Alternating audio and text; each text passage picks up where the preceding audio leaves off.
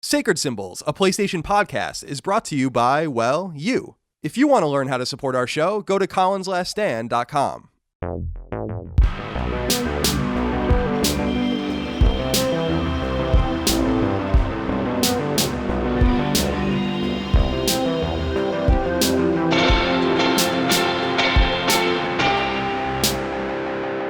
Greetings and salutations. Welcome back to Sacred Symbols, a PlayStation podcast. This is episode 81. My name is Colin Moriarty. I'm joined as always by Chris. He's home. Raygun. Chris, welcome back to California. How are you? Yeah, I'm back here. Here I am. Oh boy. What? I know you're very excited about this. It seems like you're really thrilled to be back in the fold in California. How was your trip? That was pretty good. I think I stayed a little bit longer than I probably needed to. It's always weird trying to gauge how much time you should spend on a trip like that. Sure. Because you're like, you spend like 4 days and it's like, well, then you're just rushing. But if you spend like a week and a half, you're like rushing to get out. It's kind of hard to balance. Definitely. I always feel like I've never properly gauged that one way or the other. Never have enough time or have too much time. And so I feel like it's a thread... or it's a needle, I should say, that's impossible to thread, for me anyway. But the good news is now I just live around my family, so now I get to see them all the time, for better or for worse. And maybe it'll be for worse, maybe it'll be for better. I don't know. We're going to find out. Who knows? We'll find out. We are definitely going to find out as time moves forward. Chris, this is, as I said, episode 81 of Sacred Symbols, a PlayStation podcast. Our podcast goes up every week, every Tuesday on patreon.com/Colin's Last Stand, early ad-free for $5 and up Patreon subscribers. We really appreciate you over there. Of course, Friday for all of the freeloaders, although we decided we weren't going to call them necessarily freeloaders, right? We were going to call them cheapskates. Yeah. Because there are some people at the lower levels that don't get early access but still support us on Patreon. They're not freeloaders. Well, my lord, they're not freeloaders. So we're now going to call you cheapskates, and we hope that's okay with everyone. Chris, I don't try to usually upsell the Patreon too much. We try to mention it every show a couple times just so people can come and support us since we can't do the show without you guys. But I was doing a little bit, some mathematics with my abacus in my bed yesterday. I had my abacus with all the little beads and all. What a cumbersome way to count, by the way, that would be. And I was thinking, so if you support us at the $1 a month level, that's $12 a year, obviously. Didn't need an abacus for that. But it's like somewhere between 20 and 25 cents a week, and you get Sacred Symbols Plus, which is our Patreon exclusive supplemental episode we do every week for an hour and a half, sometimes even longer than that, about all sorts of different topics. And then for $2 a month or $24 a year, you get Sacred Symbols plus the ability to submit your questions, comments, concerns, thoughts, and ideas to our show, which we use plenty of in this particular podcast, as I think all of the audience knows. We like to include you a lot. And then, of course, the very popular $5 a month or $60 a year tier. And by the way, you can't pay yearly. I'm just kind of trying to extrapolate this out for everyone. That's the ability to get ad-free early access to all of our shows. It's really fun. We really do appreciate all your support. We really do need your support over on Patreon. There are thousands of you over there, so that's going to be my spiel for now, but please come join us if you like our show and you can afford it comfortably. We don't want anyone to go out of their way and spend money they don't have, but $1 a month, $2 a month, $5 a month, I think most of you guys can handle that. And if you like our show and even love our show and even love Chris and even want to make love to Chris, then consider doing that for us. We appreciate that. Now, Chris, last week's Sacred Symbols Plus was about the backlog situation that we all have going on. We called it Backlog Blues, and I usually try to tease the next episode that we're going to do, but I don't really know what it's going to be. And my suspicion, because of all of the news kind of whirling around as we're recording this podcast about E3 and Sony's meeting, which apparently is going to be in February. We're going to find out more about that. I might cut in with a little interstitial after we record just to fill everybody in on this. But I suspect it's going to be about that. So we'll find out when we record it. But come join us over there. And if you want to leave us nice reviews on iTunes, etc., we really could use them, and we appreciate that. And you can, of course, go to colinslaststand.com for more information on everything, including merchandise. I also want to throw out just a quick shout out to my other podcast that I do with my brother Dagan. It's a podcast called Knockback. It's a retro and nostalgia podcast we do every week. And we just did episode 100, a 4-hour episode about our 100 games that we love or insane. adore. It was really fun. We really liked it. Really good stuff. Gave lots of people lots of recommendations. So go check that out if you want. We usually don't talk about Knockback on this show, but it is a fine podcast from Colin's Last Stand. All right, Chris, let's get into some, I guess, reader inquiries, some corrections, etc. and so on. You have nothing else you really want to say right now, do you? Before we get into it? Well, I mean, I just got home, so I'm still settling in. And of course, the second I get home, everything is in complete disrepair. So that's what happened. Tell me what happened, dude. Man, I don't know. Like, there's like water in the floor in the hallway, and I'm like, I don't know what the fuck. I don't think I'm a smart person, you know. I think that I'm relatively decent. I think my IQ is like on the lower 70s. You know, wow. I could get by. I can get by in the United States with that. But like, the second I leave and come back, everything is just like, hey, the walls aren't here anymore. Hey, the microwave exploded and the kitchen is now a ditch. Or like, it's just always some insane thing that I wouldn't even know how to go about doing on purpose. So I'm just like, that's my my spiel about being home at this point. Now, is this just because of the nature of your building, or does this have anything to do with your roommates? I suspect it's both. Like, my roommate, Tom Sweeney, literally, like, I walked into his bathroom and I was like, dude, there's a crack in the tub. And he was like, oh, I didn't even notice. And I'm like, how do I notice a crack in your bathroom, the bathroom that I never use, and you don't? Like, it's just baffling. This is an unholy alliance between nature and your roommates. It's definitely trying. They cover everything for free here, but it's like the service is also just shit. So I'm probably gonna have to wait like at least like 4 days before some psycho picks up his phone and decides to call me and put new floors in or put new wood in the hallway. It's just annoying. It might be time to move. I'm definitely looking. I've been looking for a while. Okay. Get the hell out of this building. Not looking hard enough, it looks like, but no. Now, Chris, you said that you have an IQ of maybe 70. I was just looking up an IQ scale. I think anything below 80 is like severely incapacitated. So I think your IQ is more in the 1 teens range, which is if you have an IQ of 110 to 119, it means you have a superior intelligence. And that means that your intelligence is on middle ground. I don't know if that's true. Maybe even higher then.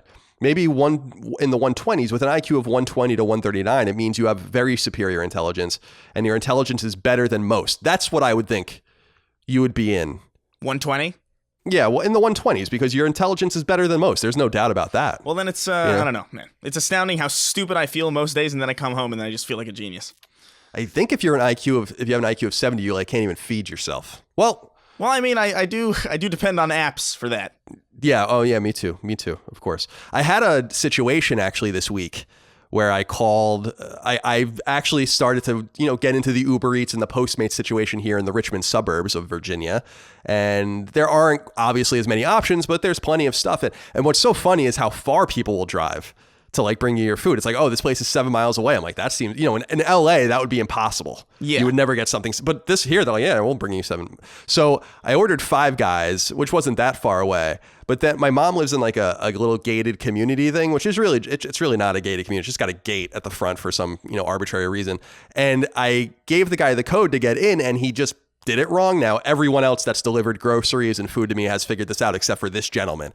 So I was in the middle of watching the Tudors at night and I had to go out into the cold and I ran like Forrest Gump down the street to get to this guy with the Five Guys because I didn't want my food to get cold, Oh man, that sucks. And then I was winded for like a half an hour, so I couldn't even eat. Well, it's good. You got to work out to justify your Five Guys. Yeah, exactly. I mean, I ran no more than a 1/10 of a mile at the most round trip. That's still kind of, any progress is progress, Colin. Don't sell yourself short. Yeah, you're right. I appreciate your support. What were we talking about now? Oh, yes, we were going to get into all of this here. Martin wrote into us on Patreon, just like everyone out there. Kenny says, not a correction, but a reminder. As requested, last episode, you wanted to know what the Bastard game was. So remember we talked about there's a game with the word bastard in it that's coming out. We talked about, and I was saying that back in the day, there was a game with the word bastard in it that Sony made them change to release on PlayStation 3 and PlayStation Vita, and I couldn't remember the name. A lot of people wrote in about this. The game is Stealth Bastard, which It was called Stealth Inc. Inc. on PlayStation 3 and PlayStation Vita. It came out in 2013. So we appreciate Martin and everyone else that wrote in about that. I was racking my brain about it, and I just don't know why I couldn't remember it. Because there's another game, this kind of mediocre 2D side-scroller on PS4 called A Bastard's Tale. Oh, yeah. At some point, they totally changed their mind on this, but I remember that being really controversial and annoying because Stealth Bastard is an awesome name for a game. Much better than Stealth Inc. Yeah, no, it's a way better name. Also, I just think bastard as a word just isn't really... I don't know. It doesn't really sound... It sounds like an alien race more than it sounds like a curse word to me at this point. Maybe it's just because so many fascinatingly unique curse words have cropped up in the last 10 years, like fuckboy. Yeah. This one that's What is a fuckboy? People have called me fuckboy, but I don't know what that means. I genuinely don't know. I don't know what that means, but it's it's definitely a lot more vulgar than bastard is. Well, I always considered, I don't know why, going back to like my primitive child brain, like words like hell, bitch, and bastard always seemed like the low rung curse words that you can cut. I remember like starting to work hell into my vocabulary as a kid, and like it wasn't really that big of a deal. Yeah, you did you do that thing where you like tested out whether or not you could say things? Yeah, exactly. But then you make a grievous mistake, like calling your sister a bitch when you're fighting, and that's not going to work. No. That didn't work out too well. So there's that. We appreciate that, Martin, very much. Yeah, the word bastard, you know what it reminds me of is the flagrant use of bastard in Game of Thrones. Like they're always referring to, in what would you say, like out of wedlock children as bastards, and Jon Snow is a bastard, and they're always like, you bastard, get your bastard.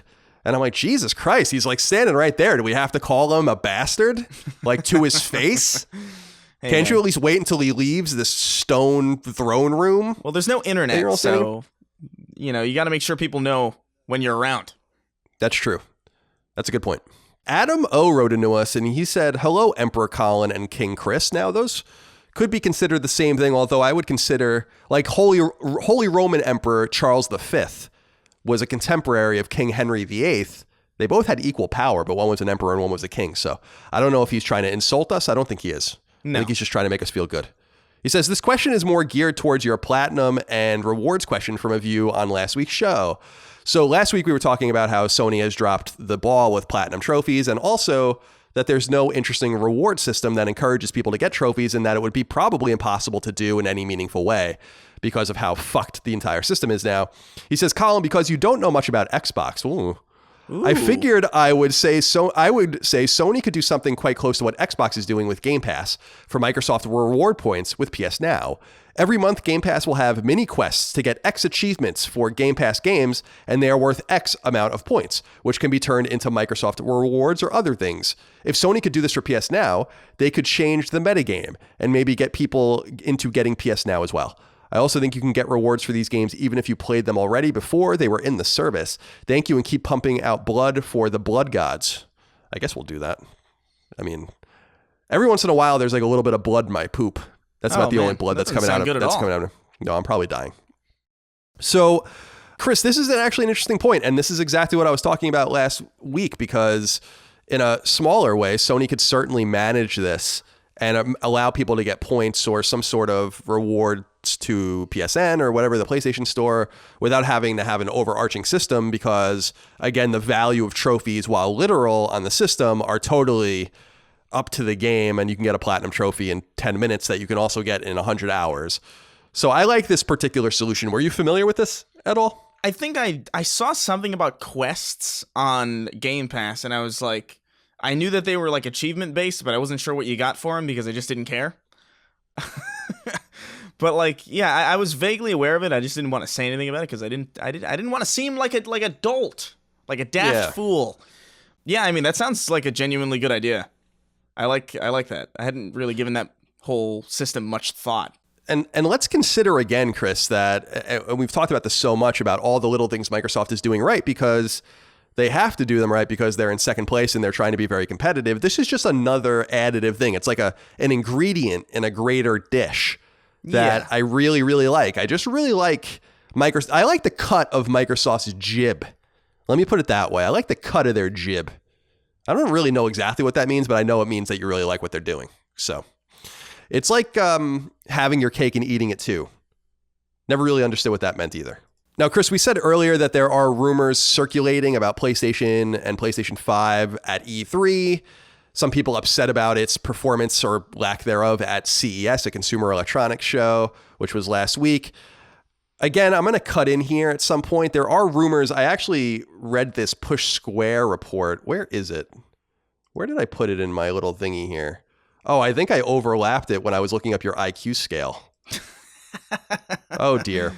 Well, anyway, apparently rumors are circulating that there's going to be another PlayStation meeting type thing in February, possibly in New York City, which is what happened in 2013 when PS4 was revealed. I was invited to that. Obviously, we are not going to be invited to this one, which is fine. But we'll cut in, I will cut in with more information if it crops up after we record, because it's just the nature of when we record that we can't really wait for this to come out. Yeah. But I did want to recommend to people that there is a Jim Ryan interview in Business Insider Japan. And this has been translated by websites like Gamatsu and I think Silicon Era and others. You guys can go check that out. He basically doesn't really say much, but it is worth reading if you want to see. Like, he's basically just saying we haven't revealed anything meaningful about PS5 yet, so there's a lot to be excited about. I totally believe that. But Chris, I really wanted to ask you two different things here, and we can get your take on both of them. The first thing is, do you think Sony should go to E3? Because the rumors right now are indicating that they're not going to go. And I actually, again, really like this move, although I think it's surprising considering they are, again, going to give Microsoft the stage by themselves during a console release year. So what do you think? I think they should be at E3. I think 100%. Like, I think it almost feels... It just feels like they don't really have a really good hold on how they're messaging things right now. I know they're going to do this whole event in February or whatever the hell it is, but I do have this weird feeling like the way they unveiled the logo was just really strange, and like I think they need a showcase in tandem with everybody else to really show how they could stand out. It's a good point, actually. I really like that point in the sense that it looks good by themselves. They look great by themselves, but they'll look even better if they're along their competitors and they still look the best, which is what happened during the PS4 launch year in 2013. And I think that really helped them shine. It's a great point. You brought up the logo, which is the other thing I wanted to bring up. I put it out on Twitter. I also cut an interstitial into last week's episode so we can talk a little bit more about it now that Chris is here. People were really like up in arms about this logo, and I didn't really understand. I'm like, what do you want? I think it looks great, first of all, and it's a continuity thing going all the way back to PS2. Did you want them to, and I'm not saying you, I'm saying the royal you, the people that are upset, did they want like something totally new? I like the continuity between all the logos and that you can just put them all together. I think it's cool. I think it's less about how the logo looks and more about like, why would you just reveal a logo that we all could have predicted would look this way? Like, it just seems like an unnecessary fanfare for something that was pretty obvious and pretty mundane, especially considering it doesn't come in tandem with any sort of meaningful hardware or any meaningful information about the upcoming hardware. It just feels like the PlayStation 5 logo should have been revealed alongside the PlayStation 5, not some random not some random Twitter thing. I don't know. Yeah, you're probably right in the sense that it seems underwhelming at a show like CES when it's all about new tech. Like, they rolled out a Sony car, which was really interesting. It's a prototype. I don't know if it's ever going to go to manufacture. That's a really dangerous business to get in, actually. But I hear what you're saying, but I want to encourage everyone, just from the logo standpoint itself, not with all the context around it, but just with the logo itself. Remember that when they revealed PlayStation 3 in 2005 and then it was released in 2006, they went with the famous or infamous Spider-Man logo that wrote the entire thing out. Yeah. And it wasn't until PS3 Slim came out in 2009 that they went back to that PS2 style tight little lettered logo. And then they kept that going with PS4 and PS5. And I think that's smart, because I think doing anything else and changing horses midstream, as it were, that's just got bad mojo attached to it because of what happened with PS3. So at the very least, that was like the least shocking thing ever. And I understand what you're saying about only showing that. People want to see the box and all of this. And some people conjecturing that the box isn't finalized yet. I guarantee you the box is finalized. They're probably ordering parts, and I wouldn't be surprised if the parts are already starting to come in and the chipsets and all of that kind of stuff. These aren't things you can just change, late in the game. They're going to have to start manufacturing these things and putting them in boxes in the next 4 or 5 months beginning. Yeah. So I think the box is done, but I think that maybe you're right. I think that what they're trying to do is set a little, it's like Hansel and Gretel walking through the forest, right? They're trying to like set a little bit of like some crumbs on the ground so that people follow along and they don't get distracted by Xbox Series X and all these other things without having something in the game. Now, I do think it would have been more interesting and maybe a little bolder and more dangerous, but more interesting for sure if they just shut up entirely and didn't talk about anything. But I guess their PR instincts say that they have to stay in the conversation in some way or people are going to start getting disinterested or start getting distracted by this other pretty thing over here on the horizon with Xbox, which is being talked about since E3 last year. They've been talking about the new Xbox Scarlet. So we'll see what happens. I think we're going to know more in the coming weeks. And again, Sony hates us, so I doubt we're going to be invited to this thing, but we'll obviously cover it when the time comes. Really exciting stuff. The interesting thing about the rumor about the February event is that they're also apparently promoting it as a PS4 and PSVR event. So it could be a little bit of everything where they're going to show Last of Us and Ghost of Tsushima and all of that stuff as well, which would be nice. And by the way, if that's the case and that happens, then maybe they won't be at E3 because they'll have nothing else to show, which makes a lot of sense. And also all the third-party kind of rumors that are going on right now maybe can be at this PlayStation 5 event too. So we'll see what happens. By the way, I didn't get your opinion last week because I cut in by myself, Chris, but do you have any opinions on the new sales figures? 106 million PS4s, 5 million plus PSVR units, which is huge, and an attach rate of over 10 for PS4, which is awesome. Pretty great numbers. Yeah. All told. Those are pretty good, even in the face of like a looming next generation. That's pretty good. And I think more imminently, Switch is just dominating PS4 in sales right now, and even with that happening, they still manage to sell all of these extra units. And I don't know, my prediction is that I think that PS4 might even settle in the 120s, which would be really amazing. I mean, that's like really amazing. That's 50 million more than PS3. I do think the hard cap with the PlayStation 5 coming out will just completely screw it as far as like, consistent momentum goes. Like once the PS5 is out, there's really no reason to have a PS4 at all. Even for like a budgetary reason, you would assume like, I'll just wait. Because there's definitely going to be like a PS5 Pro or something. And like a PS5 Slim, and then the original models. This is just the hardware reality that we're in with consoles now. So I would be interested to see how PlayStation 4 fares after PS5 comes out. That's what I'm super interested in.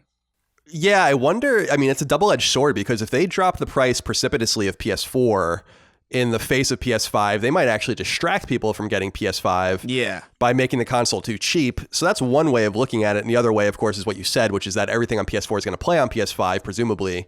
That's pretty much guaranteed. So we have to see how that all shakes out as well. I think price point will be really important there. But it's exciting. I mean, we're really getting pretty close to the reveal, and before we know it, these consoles are going to be here. And there is another piece of the equation too, which we don't talk about in the news because it's more Xbox centric. But they had come out and said that Xbox Series X isn't going to have any exclusives for its first year to 18 months, which is nuts. I mean, that's really nuts, and I think that's bold, but I don't think that's smart. And Sony has since said, I guess through sources, that PlayStation 5 is obviously going to have PS5 only exclusives at launch. So already these two consoles and these two manufacturers are diverging again. And I think it's great. And I don't, for all the credit I've given Xbox, I think that's a huge mistake because it's going to have this really slow burn. I mean, they've basically guaranteed that PS5 is going to outsell it now again. Yeah, so I don't know exactly what the... I do think it's a fascinating... That could be like a whole PlayStation Plus episode, honestly. About like the way the strategies that these two companies are going about things. It's definitely like just the most different that both of them have taken sales to a console probably ever. They must be seeing some sort of data with Game Pass and all of this, and maybe the way xCloud functions as well, that they don't want to leave people behind, which I think is cool, but I don't know. It doesn't make your next machine as exciting either. which is a problem. Yeah, there is like a loss of. I mean, I honestly feel like the jump between consoles has just been getting increasingly less interesting outside of just the fact that there's just a new shiny box that does the same thing. I feel like that's been happening for a long time. I was talking on Twitter earlier about like just how it feels like the longer tech evolves for and the more capabilities that we throw into tech, the less seems to change on a grand scale. And I just feel like we're just like, even with PlayStation 5 coming out, I feel like you're going to play a game on PS5 and it's not going to feel really all that different from playing a PS4 game, especially right out the bat, or even like by the time that console ends its life cycle. I just feel like we're at that point where we've just reached an incremental evolution stage of games. I wonder what the exclusives are going to be. That's what's most exciting to me is like who's going to be ready to go? Who's going to be ready out of the first party and certainly the second party to get these games out? I'm feeling Guerrilla Games deep in my balls. I feel like they're going to be ready with something. Yeah. Maybe Killzone. We'll see. Maybe Horizon. We'll see what happens. But that would be huge. I mean, to have Horizon 2, for instance, as a PS5 launch game would be fucking bonkers. And so exciting. So very exciting if that were to happen. And it's possible because Horizon came out in February, I think, of 2017. So by the time the consoles come out, it would have been like, 3.5 years. That's enough time for them to make the game, for sure. So... Yeah. I don't know. We'll find out what happens. Very exciting. Oh, also, Chris, I forgot to bring this up. You tweeted out a really disturbing Sonic cosplay video yesterday. I want people to go to Chris's Twitter account and watch that horror show. It's not good. It's not good at all. Chris, Tim Bob wrote into us. Tim Bob! Do you think they call him Tim Bob? Like his, that's like his full name? Sounds like an alias, honestly. Yeah. Like something that somebody would call themselves if they were off to like kill a royal family member or something. Oh, yeah, like a Guy Fawkes kind of situation. Yeah. Timothy Robert wrote in, said, "Hey, Crispy Colin and Coco Chris. From the reactions I've seen in some circles, do you think Sony is making a mistake with the way they're going about the PS5 reveal? It seems like for many people, even though Sony didn't exactly promote CES on their gaming channels, the reveal of just the logo went over badly, which we just talked about, with a sense of just show us the console or don't show anything at all. Given Sony's official reasoning for not going to E3 2019 was that they didn't have anything new to show, are they making the same mistake they claim to want to avoid with these sorts of reveals?" Chris, the reason I wanted to bring this question up, thanks Tim Bob for writing into us, the reason I wanted to bring this up is because I want to remind everyone in this calamitous, exciting, unpredictable year of 2020 to keep your expectations in check, because I think that's what keeps disappointing people over and over again, or just these wild expectations that people have about what's going to happen and what's not going to happen. I told you guys, I mean, you have to trust me sometimes, not all the time, but trust me sometimes. I told you there was going to be nothing meaningful at CES. I told you. And anyone who was surprised by that, well, lots of people don't listen to this show, of course, but you have to understand that Sony's not going to just talk about something without promoting it first. And so when they weren't promoting CES on their social media feeds and talking about it on PlayStation blog and all that, you just knew that there wasn't going to be anything meaningful there. And in fact, all they did was reiterate what we already know about the console. Faster load times and backwards compatibility and blah, blah, blah. We know all of that. So I wanted to bring that up, not because we talked about most of that already, but just to remind everyone to keep your expectations in checks, because that allows you to get excited by someone over delivering, let's say, as opposed to you expecting the world and then getting nothing. I just don't understand why game enthusiasts keep doing this to themselves over and over and over and over again for years. It's really weird. Yeah. So just relax. Everyone relax. Everyone relax. Take a chill pill. In fact, I think it's more exciting to wait longer too, because then we'll have fewer months in between the reveal and the console actually coming out. Like if they were to reveal the thing in September or something like that, which is not going to happen, obviously, but if they revealed it in September or something and then released it in November, I'd be like, this is awesome, because now we have so little time to speculate that we're going to have it in 60 days or whatever. So everyone just relax, please. Your pleading will fall on deaf ears. I know it will. Well, it's because like every E3, everyone has like these crazy predictions, and I'm like, these things aren't going to happen. Like there's no, David Jaffe's going to drive onto the stage again with another ice cream truck. That was a big surprise, though. That was actually a cool surprise. Okay, James Walker wrote into us and said, "Hey, CNC Cheesecake Factory. Recently, Jim Ryan was quoted as saying that the PS5 has heretofore unannounced special features baked into the system. Shout out to the word heretofore. Love that. Disregarding our hopes and dreams for backwards compatibility, what if, and hear me out on this, the PS5 had a video creation software built into it directly, maybe even a way for the PS camera to use green. And he means a green screen, obviously. Just a thought I had rolling around in my head. Regardless, keep up the good work. Without your show, my work week would suck. I'm sorry to hear that. What do you do let's see, between Sacred Symbols and Sacred Symbols Plus, you got about 3.5 hours of content. What do you do the other 36.5 hours of your work week? Do you just listen to the shows over and over again? I hope that's what you do. Yeah. That would be awesome. Chris, what do you think of this idea? This was an interesting inquiry to me for one reason.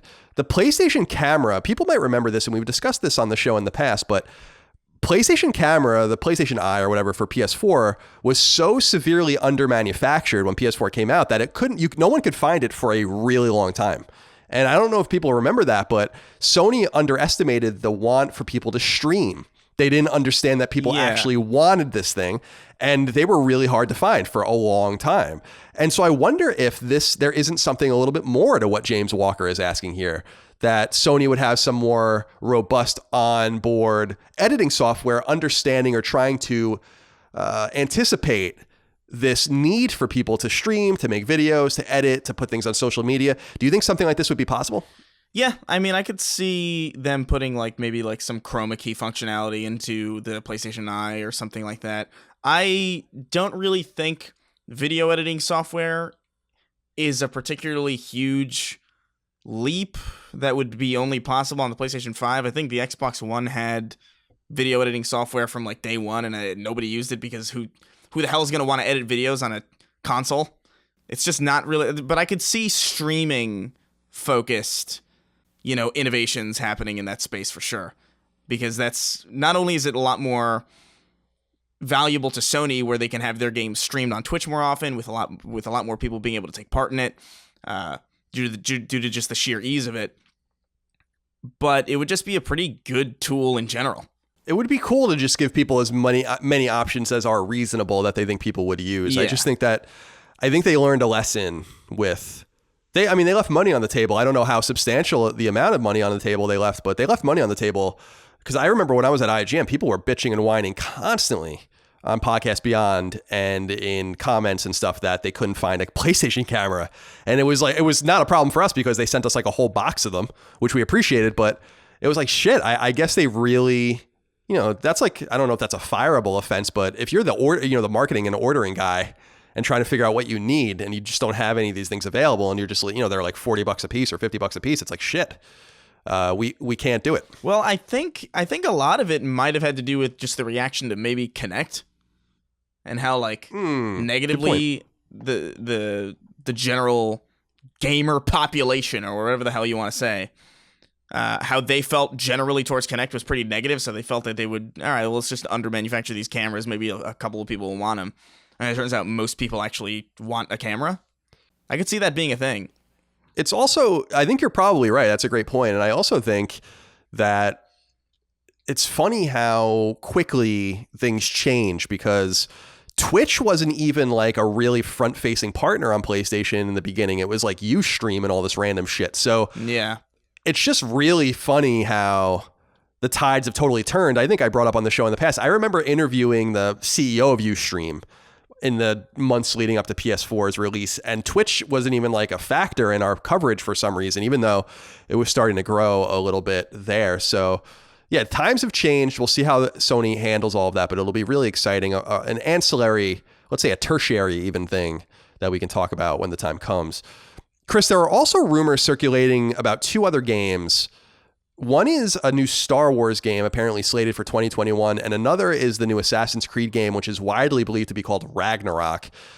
So the Ragnarok rumors have Assassin's Creed taking place in a Viking or a Norse kind of situation, kind of like the God of War reboot. And the Star Wars rumor is interesting simply because it claims that the new push, this new era of Star Wars that they're going to do post Episode 9, is actually going to begin with a video game, which I would believe. Yeah. We're not going to report about either of these things here because I don't really know these sources. They're not being picked up really by anyone else, and I'm not really in the know in terms of like these Star Wars fan sites and whatnot and these Assassin's Creed fan sites, but those rumors are percolating out there. And Gavin Alexander wrote into us and said, another week, another Assassin's Creed Ragnarok leak. Are you guys Assassin's Creed fans? If so, are you looking forward to an Assassin's Creed set in Nordic lore? What locations would you like to see in an AC game that we haven't seen yet? Thank you as always. Keep making video game podcasts great again. Well, we will. Chris, how do you feel about Assassin's Creed, and how do you feel about a possible Norse Assassin's Creed, and where would you want to see the series go? Yeah, I don't know. I haven't played an Assassin's Creed game since maybe Black Flag, and I didn't even really get that far in that game at all. So I think what I want in an Assassin's Creed game isn't really all that valuable, but I will say I would be totally down to turn my attention towards Assassin's Creed again if they went the feudal Japan route, which is actually kind of frustrating because that was such an obvious next step for Assassin's Creed for like years now. But now they're just kind of late to the party now that Ghost of Tsushima and Sekiro are just in the public consciousness. It's a little frustrating. Yeah, I feel like there's a conflict, a creative conflict there too, because at least on PlayStation with Ghost of Tsushima being kind of the feudal Japan situation, and then even if the Ragnarok sort of rumors are true, that also conflicts with God of War. So there's, I mean, not that, Sony's the only people that are allowed to explore these things, but it probably lessens the blow a little bit on Sony platforms anyway. But I don't know. I think it's cool. I'm not an Assassin's Creed fan. In fact, the direction Assassin's Creed is going in terms of making the games bulbous at this point is just a total turnoff to me. Because at least you had these more manageable, open world-ish 20-hour games back in the day, like Assassin's Creed 2. I'm just not really into like playing these games that take forever, but I know that Assassin's Creed Odyssey was obviously a really huge hit for them. And yeah, I think, it was so cool for them to take place, or to have a game like Assassin's Creed 3 take place in the American Revolution and in that period, because that period is so rife with interest for me personally, but that was obviously considered one of the worst Assassin's Creed games. So that was a really unfortunate situation. But the two Assassin's Creed, I guess, settings that I would like to see, one is the American Civil War, which I think would be fascinating, especially if you played on the Confederate side. I think that would be totally bold and totally challenging for people. And the other would be World War II, especially something that took place in Nazi Germany. Almost consider something like a game you love, like the Saboteur. Yeah. And how cool that would be if you played an Assassin's Creed game in Nazi-occupied Paris, or Nazi-occupied the Netherlands, or that sounds awesome. Yeah, that would be cool. I would like that a lot. So, but I don't know. I don't know enough about Assassin's Creed to really know where the story is being begged to be taken. And obviously, Norse lore. I went to Iceland once, and it was really an interesting place from the historic standpoint. It's just so old, and it's so interesting. So obviously, taking that to Scandinavia would be really neat. So we'll see, Gavin, what comes of it. I think we'll find out more soon. A lot of conjecture that maybe Ubisoft will show that at the PS5 reveal. So we'll find out. Now let's get into some of these other random inquiries before we move on. Yeah. Matt Tamer wrote into us, Chris. He said, been having trouble focusing and being productive lately. Could you guys share your strategies for getting shit done? Chris, what are your strategies for working? I'm the worst person to be taken. I cannot give advice on this. I am literally a crazy person. Oh, okay. I feel like I motivate myself in like the most blatantly cumbersome ways. Like, I think this is literally true. I think like when I was making my first musical on YouTube, like I do these like musical things on YouTube, like I did them a while ago, but the first one was like super big. And I told my friends that I'd been working on it for weeks, just because I was like, I'm working on this thing. I really wasn't. I was just trying to tell enough people that I was, so that if they could call me on it, I would feel pressured to actually make it. Oh, clever. Yeah. It's like threatening myself via manipulation. I do a similar thing, but I do it on social media where I'm like, oh, I'm going to do this thing. And then I announce it. And then I'm like, well, I have to do it now. Yeah, exactly. Because otherwise you look like an asshole if you don't do it. Right, exactly. Well, very interesting. I think for me, I just get things done in bits and pieces. I am falling behind on some of the things I need to do. I think I've been a little lazy with some of the stuff I need to do outside of the podcast lately, just because I moved and, some emotional trials and tribulations. I'm just kind of tired right now. But You have to just give yourself, I think, a schedule, whether it's mentally or whether you're writing it down. And then I think you have to give yourself like rewards and perks for getting those things done. Don't overwork yourself if you don't have to.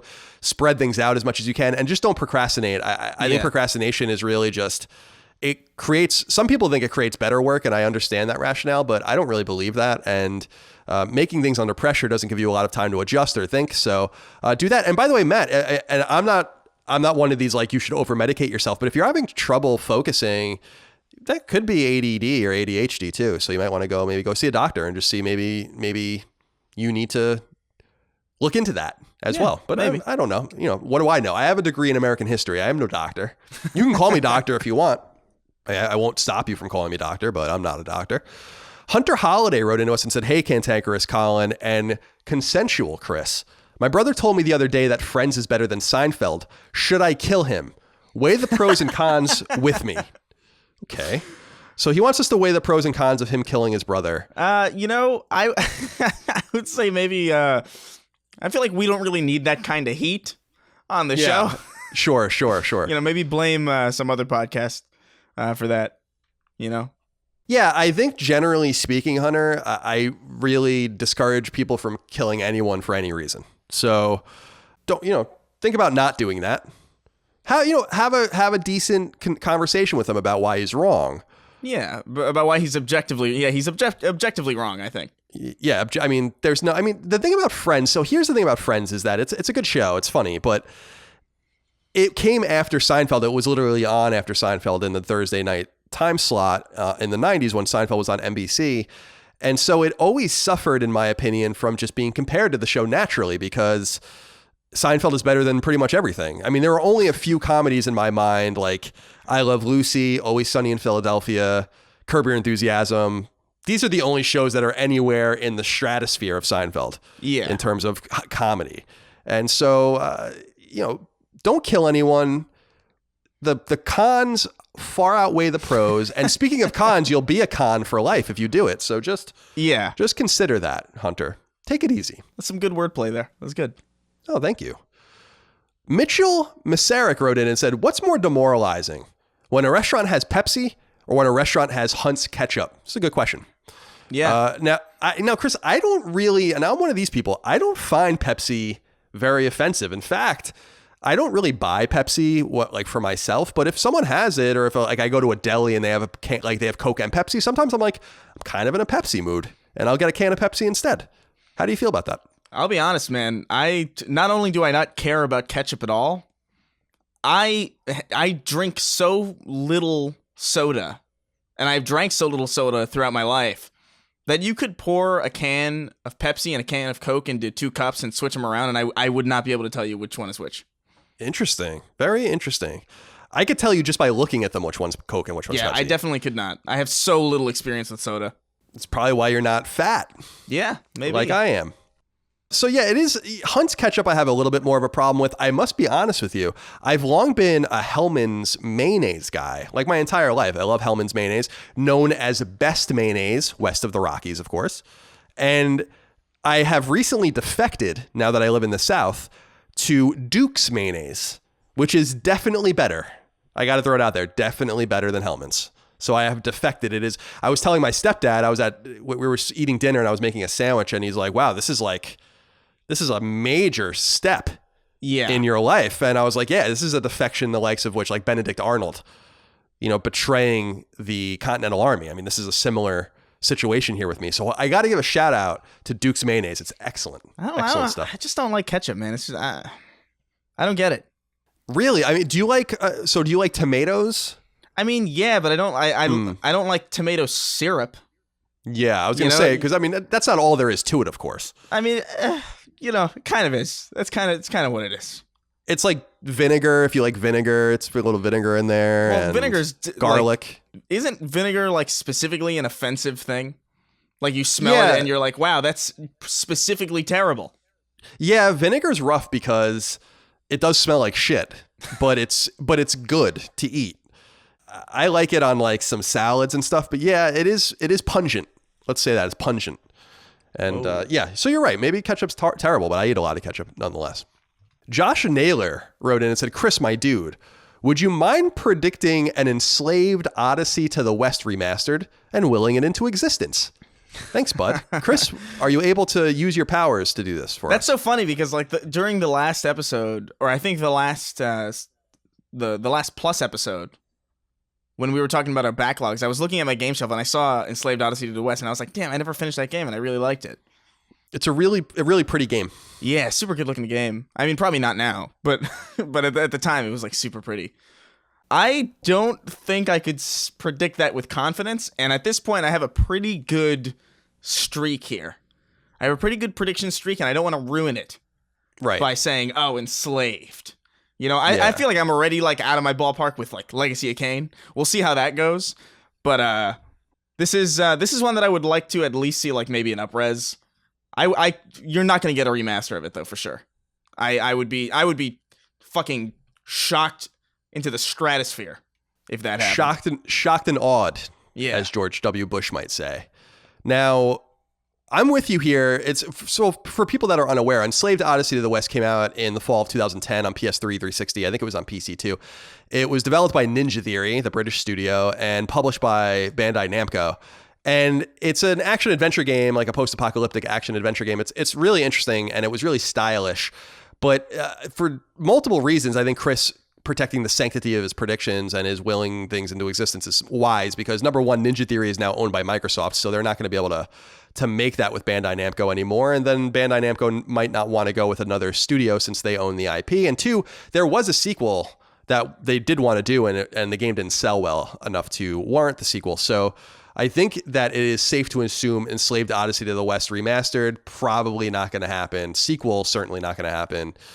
But nice throwback there, Josh. It would be real. Wouldn't it be nice to play Enslaved Odyssey to the West on your PS5? That would be nice, wouldn't it? Yeah, it would be. Finally, Chris, before we get into what we're playing, it's like 45 minutes into the show, Cole Hink wrote in and said, "Hey, Crispy Colin and Crunchy Chris. I recently had somebody flip the casual/hardcore gamer conversation backwards. What I mean by this is I consider myself a hardcore gamer. I play hundreds of games, as I've bragged before, my 143 platinums. No big drama. But they said someone who plays Dota or one multiplayer game for hundreds of hours or more is a hardcore gamer, or more hardcore, than I am, because they become an expert at one game, while I continue to play every game and not become an expert with one. I was just curious about your guys' thoughts on that." It's an interesting question from Cole Hink here today. Chris, is it more hardcore to play one game like Dota for many hours, or is it more hardcore to kind of play and beat a menagerie of games across a calendar year, let's say? My instincts are telling me that like it definitely is far more hardcore to dedicate yourself to one game and forego literally every other experience for the sake of being a complete like god at that one thing. That's just how it seems to me.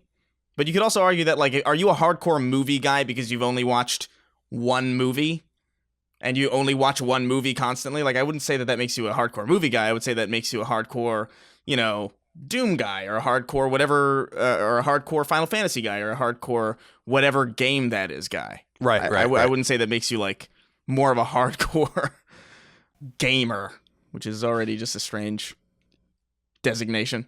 Yeah, I kind of equate this to like chess. Chess is a game I really love. I think it's better than any video game. I love chess. I love playing chess. But if you're a grandmaster at chess, you're not a grandmaster at board games or war games. You're a master at chess, as opposed to being someone who's like really into, you know, like one of those nerds that buys like all of these tabletop games and plays all of them. You have like this more wide-ranging experience doing that.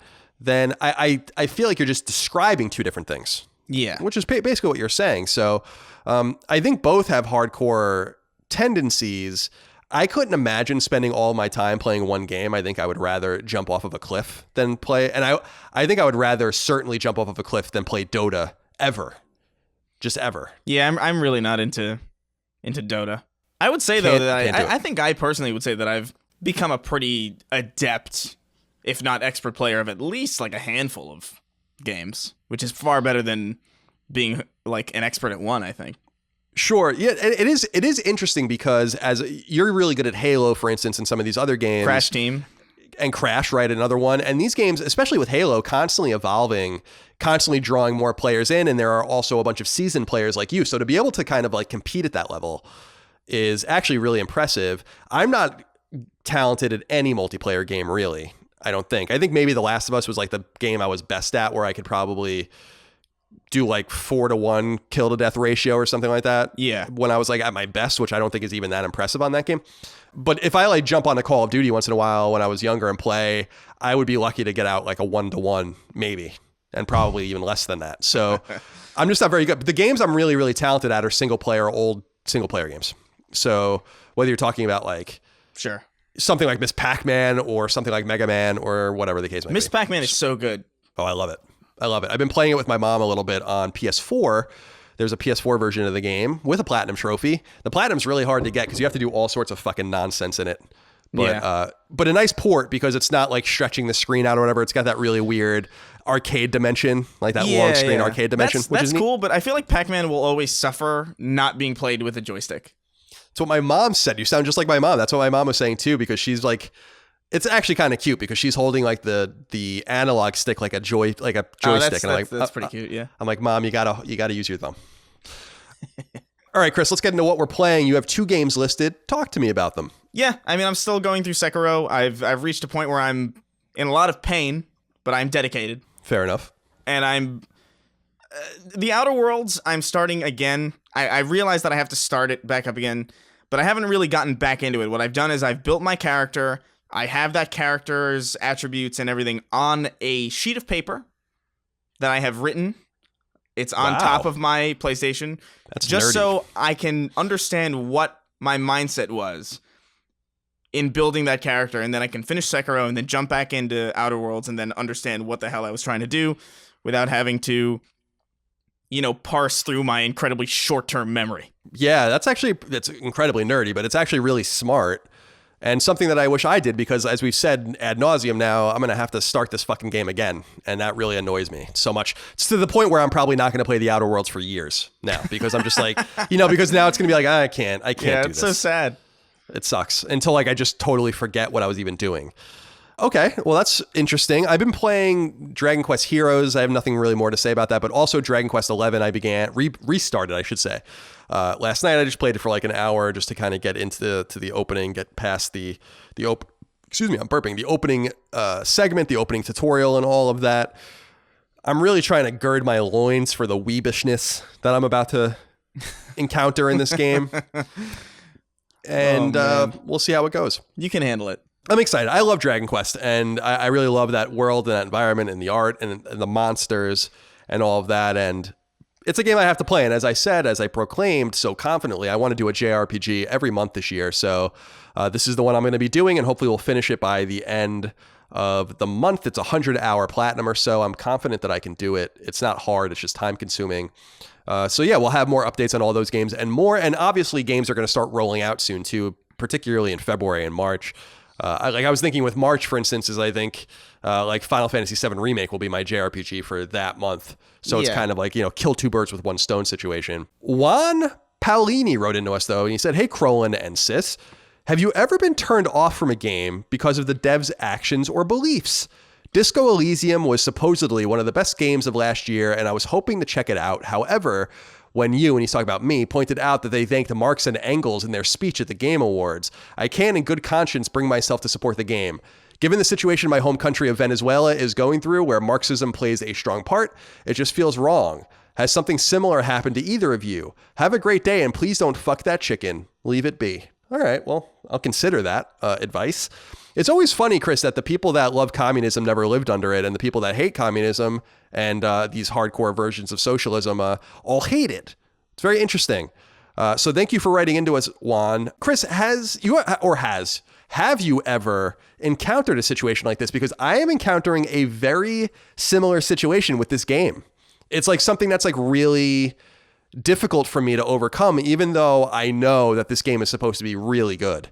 And I just have a problem with someone making a marketable good or a team making a marketable good that they put on the market, they make money through the capitalist system, and then they literally have a portrait of Stalin in their office. Stalin.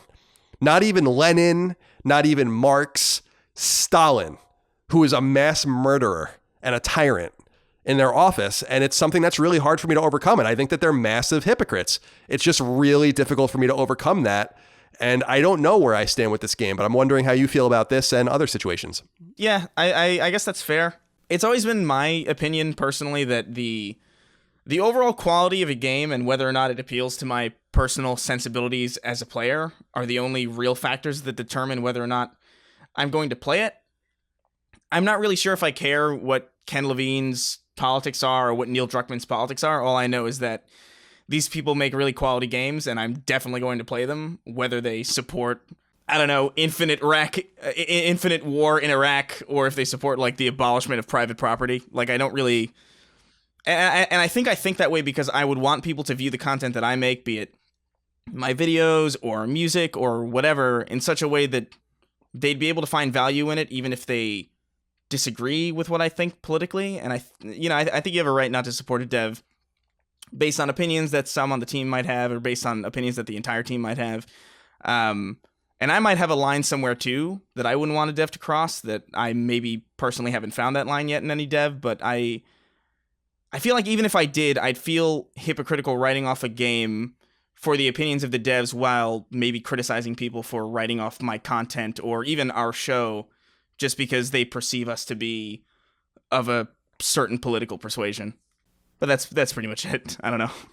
Yeah, you make it makes sense, and it's an interesting point, but I just think that there are levels of degrees. Like, people can write us off for our political opinions, but neither of our opinions in any respect are outside of the mainstream. So for sure, for me to, for someone to be like, I'm a democratic socialist or whatever, or I'm a Scandinavian socialist, it's like, well, okay, that's fine. I don't care. It's not something I really agree with, but I don't mind. But when you have a portrait of Stalin in your office, who, that makes you an extremist. And to see you on stage accepting awards through a capitalistic system and then thank Marx and Engels, like, I don't really quite understand that. I think that these systems are enemies to our way of life. And I just find it hypocritical to kind of want your cake and eat it too in that respect. So I'm not totally writing off Disco Elysium, because I really do want to play it, and I do want to get over that hump. And there are levels of degrees, and maybe it's not as extreme as I'm thinking. Like, Motion Twin, the French studio that made Dead Cells, is basically a commune. They're basically an employee-owned company, and that's totally something I'm against. I don't think that that's a functioning way to run a company. But I played their game, and I like their game, and I don't hold anything against them because that's their choice. They're not extremists. And I really feel like with this, like, either you're like a troll, like an internet troll, because you have, like, having a portrait of Stalin to me is really the equivalent of having a portrait of Hitler. It's the same thing. It's really the same fucking thing. I mean, he literally is a murderer. So I just found that weird. I just found it weird. And, what comes to mind to me is, and I'm not equating sexual crimes to these people or anything. I want to be really clear about that. But I used to really love a band called Lost Prophets, which was a Welsh rock band. And their lead singer was accused and tried and convicted of really heinous sex crimes. Yeah. Really heinous. And like against like children and babies and shit like that. And that was 7 million bridges too far for me. And I just can't even listen to one iota of their music anymore. So sometimes, and it's the same thing going with Bill Cosby now, where it's like, I don't know. I used to love the Cosby Show. It was like a really important show to me when I was a kid. And it's like, this is unwatchable. I just can't watch this now. So I think that people have to take it as they come and make their decisions. Obviously, I'm in the minority on Disco Elysium, but sometimes you have to kind of stick a flag in the ground and be like, this is not cool. Yeah, for sure. I think everybody has their line. I just think where I'm at, my line is maybe just a tad further. Like, honestly, you could have a picture of whoever the fuck you want in your office. I don't give a shit. Your game better be damn good, though. Yeah. That's the thing. Chris has a picture of me in his office, which is not offensive at all. Yeah. All right, Chris. Well, that was an interesting conversation. Let's get into the news. There's not incredible amount of massive consequence this week, as we are kind of in a wait and see approach. But we will get through everything that is relevant to our audience. Starting with number one, Media Molecules Dreams has officially gone gold. meaning that core development is finally finished and is ready for certification, printing, and publishing. The news comes by way of Media Molecule's official Twitter account, which published the news along with a picture of the team with the gold master disc. Dreams entered early access on PS4 nearly a year ago and will be available to everyone on February 14th next month. If you bought it in early access, you'll get it for free. Otherwise, the game will cost $39.99 either on disc or digitally. Media Molecule is a Sony-owned studio best known for Little Big Planet. It's been more than 9 years since their last AAA game, Little Big Planet 2, came to PS3. The original Little Big Planet came to PS3 in 2008, and the studio also released Tearaway on Vita in 2013, though it was created by a small team incubated within the larger studio structure. Chris, can you believe it? Yeah, I guess, because it's an early access game, and they really don't even have to...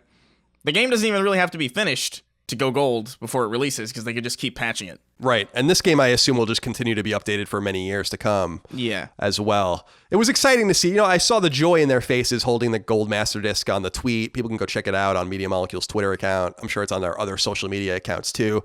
I'm happy for them that they got the game out, and now we can really set my hypothesis into motion. And I hope I'm wrong.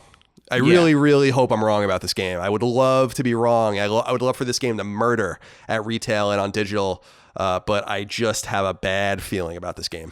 Really bad feeling. Like, people always send me these things, or not always, but often send me these things like, look how good this looks and look how great this looks on Dreams. And I'm like, this is cool. This is the big thing that was making the rounds recently was someone made like an English breakfast. I don't know if you saw that, right? It was like this really like photorealistic eggs and it's, you know, potatoes or whatever the case might be. And I'm like, wow, that's great. Like, who cares? You know, I'm not trying to be a dick, but like, this is the selling point. Yeah. I'm really concerned. I'm like, cool. They made a photorealistic breakfast. Sounds exciting. Definitely want to spend $40 on that. So wishing our best to Media Molecule. Would love to be wrong and know there's a big contingent of our audience that's excited about it. So you guys will have to keep us abreast because I'm certainly not going to play it again. Yeah, I definitely think it's designed for a far more varied audience than maybe the typical video game. I don't really think that this is aiming for gamer audiences, but the problem is like they're not really marketing it in that way either, and they're not really making any effort to push this into the field of view of anybody who might be, you know, like I haven't seen this advertised in like art circles or anything. So like I just don't know what they're doing. Yeah, if you're a dev, for instance, you have workable engines already, so you don't need Dreams. And if you're a gamer, you know about Dreams, but you might not be interested in it. And then if you're not a gamer, you're never going to learn about Dreams. So it's an interesting sort of thing. I caution that particular approach just because there have been massive casual hits in video games, from Carnival games on Wii to Wii Fit, which was a massive hit and all that. But these hits are ephemeral. And they don't last. And in fact, they like poison the well for a lot of games coming after them that try to do the same thing. So I don't know. We'll see how it all turns out, but I am not confident. Watch it like completely destroy, and then we seem like idiots for like for like railing against it for several months. Yeah, I mean, you're not going to. I mean, I'm going to be the one that seems like or is the idiot in that case. But I'm not seeing it. I mean, I just don't see it. And I just can't imagine I'm going to be wrong about this, but we'll see. The price point certainly is right, if anything. Well, let's just be nice about it. They went gold. Let's be positive. Yeah, I'm not sure. Again, you're absolutely right. I wish them the very best. It's not their fault that they've been this mismanaged. I'll say that. Yeah. Number 2. The Batman-related teases are continuing unabated from WB Montreal, which released another obscure black and white image on its various social media channels. The image is in the form of a crest, with an eagle-like bird along the top of the circular design with 2 swords crossed on the bottom, with scales and olive branches spreading out from there. It's all but confirmed that this is for a new Batman game apparently titled Batman Arkham Legacy, though we have no concrete word from either the developer or Warner Brothers, the game's publisher and the owner of the studio making the game.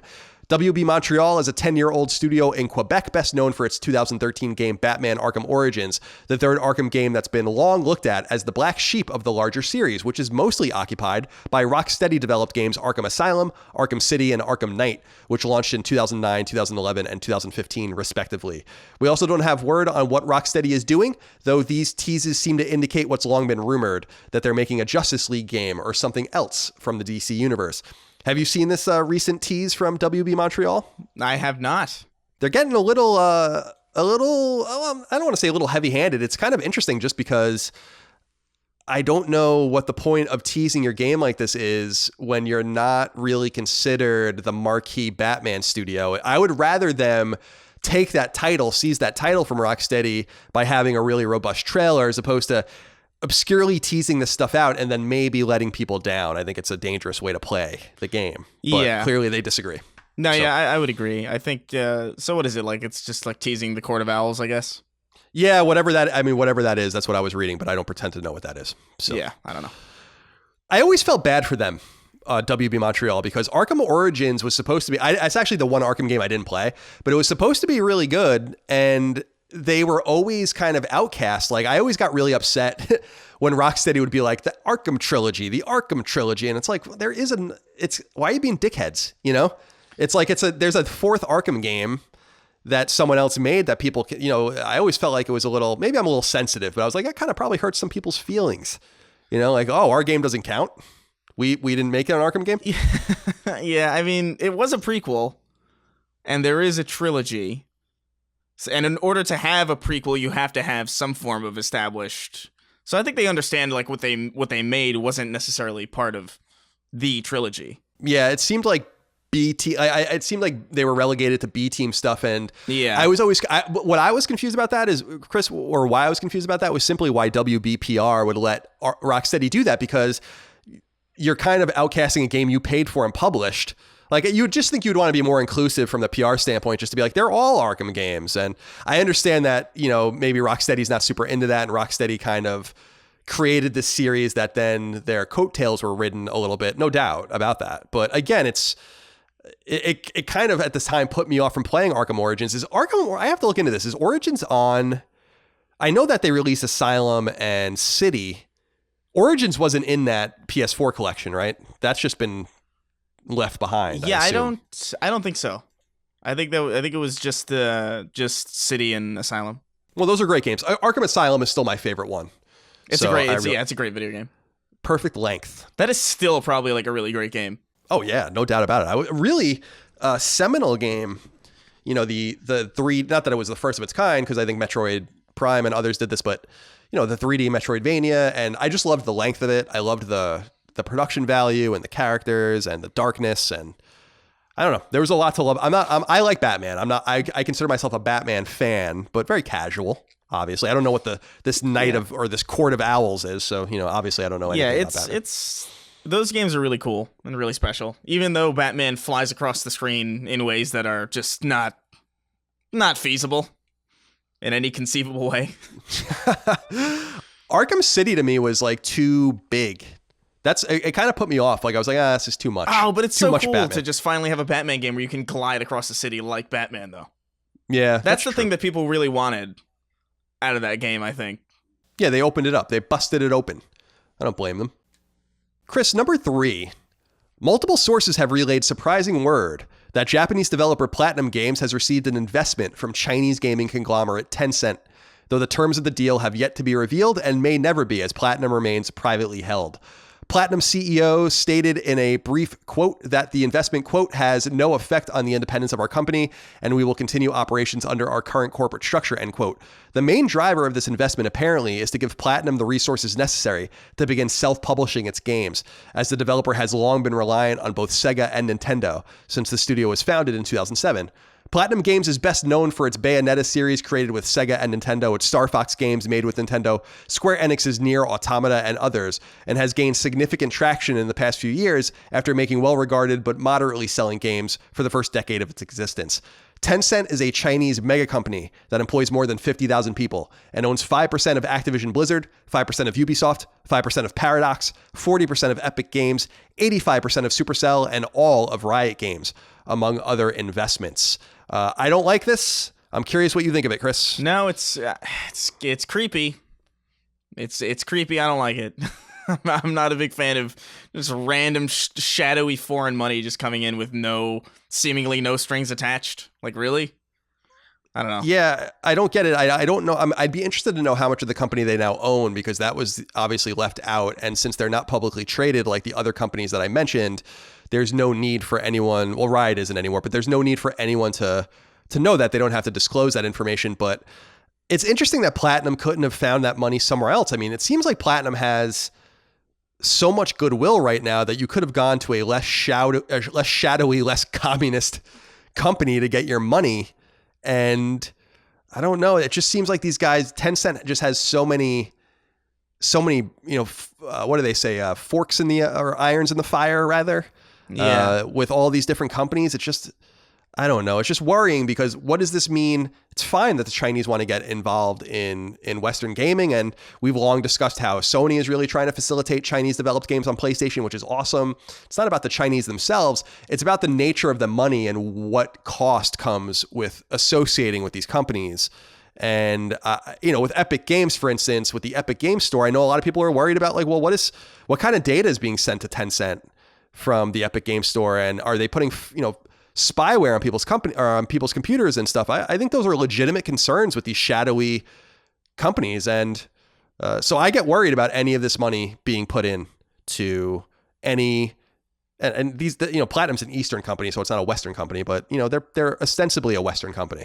So I don't like it, but there's nothing we can do about it. It's not fun. I would love to know what the percentage exchange was. It's cool that they want to publish their own games. I don't blame them, because they do make all of these great games for others, and it probably sucks to have to do that. So yeah, they can finally hold on to their IP. I don't know. I'd have to look into it. Bayonetta, I think, is controlled still by Platinum, because Sega published the first one. They're republishing it on PS4, but Nintendo published the second and the third one. So I don't know. Maybe they want to control Bayonetta and these other. Maybe we'll get another Vanquish. That'd be sick. Vanquish is also coming out soon on PS4, which is exciting. So good. I can't wait. Number 4. It seems Capcom is feeling very, very confident about Resident Evil 3 Remake. Multiple English language sources have reported on an interview given in the famed Japanese gaming publication Famitsu, in which the game's dueling producers, Masao Kawada and Peter Fabiano, note that the game is about 90% complete, that it's still slated to come out on April 3rd, and that they guarantee there will be no delay, meaning they completely intend on hitting that date. As earlier reported and discussed on this podcast, and as reiterated in this interview, Capcom vows that Resident Evil 3 will walk away from the original's path much more substantially than the beloved Resident Evil 2 remake did from its respective muse. And website Push Square relays even more information from the official PlayStation magazine, confirming that RE3's mercenary mode has been entirely replaced by Project Resistance, RE3's new multiplayer functionality. The game's multiple endings have also been cut with the removal of some player agency, though Resident Evil 3's version of Raccoon City is apparently a little more open worldish, allowing for more non-linearity. The original Resident Evil 3, called Resident Evil 3 Nemesis, launched on PS1 in 1999 and later came to the Dreamcast in 2000 and GameCube in 2003. I'm a little skeptical about the changes that they're making to this. I wonder why they're doing it that way. I just sounded like Peter Brady there. I wonder why they're doing it that way, where they're kind of getting rid of some of these hallmarks, like the multiple endings and some of the choices. I think one of the things they were talking about is like when you fight Nemesis or find Nemesis in the game, you have the option to run away or fight. I think those have been removed. So I guess they're bringing it in their own direction. I guess we'd also be foolish to not be confident in what they're doing, considering how good Resident Evil 2 Remake was. Are you excited about Resident Evil 3 Remake, Chris? Yeah, man. I'm really looking forward to this. This is the one that I actually played back in the day. I actually did finish this one. I don't necessarily regard it so heavily to the point where, like, I would be opposed to them changing anything. I think, if anything, it's a PS1 game, and I'm totally down for any kinds of quality of life changes or any kind of things that they think would make the game better from a modern lens. And, like, what they did with Resident Evil 2, all the minor changes that they made were all super, super good. So I have a pretty good level of confidence. I don't remember what the mercenary mode was, though. Like, what was that? It was like, I don't remember it either. It was like, as I recall, you had to unlock it by beating the game. And then it might have been some like smaller bite-sized mode, I think like a mini game. So I don't know if it's really, it missing is really that big of a deal. But nonetheless, the Capcom Renaissance continues unabated. And until they show us otherwise, I'm going to be confident in pretty much anything they release. I mean, the last game I played of theirs that I didn't like was Mega Man 11, ironically. So it is crazy. I'm just so confident in Capcom now, which is such a nice feeling to have. Yeah, it's nice to have them back in the fold. Number 5, Sony has revealed the most downloaded games on the PlayStation Network for the entirety of 2019. These lists represent numbers of downloads and not necessarily monies made, but doesn't include PlayStation Plus downloads.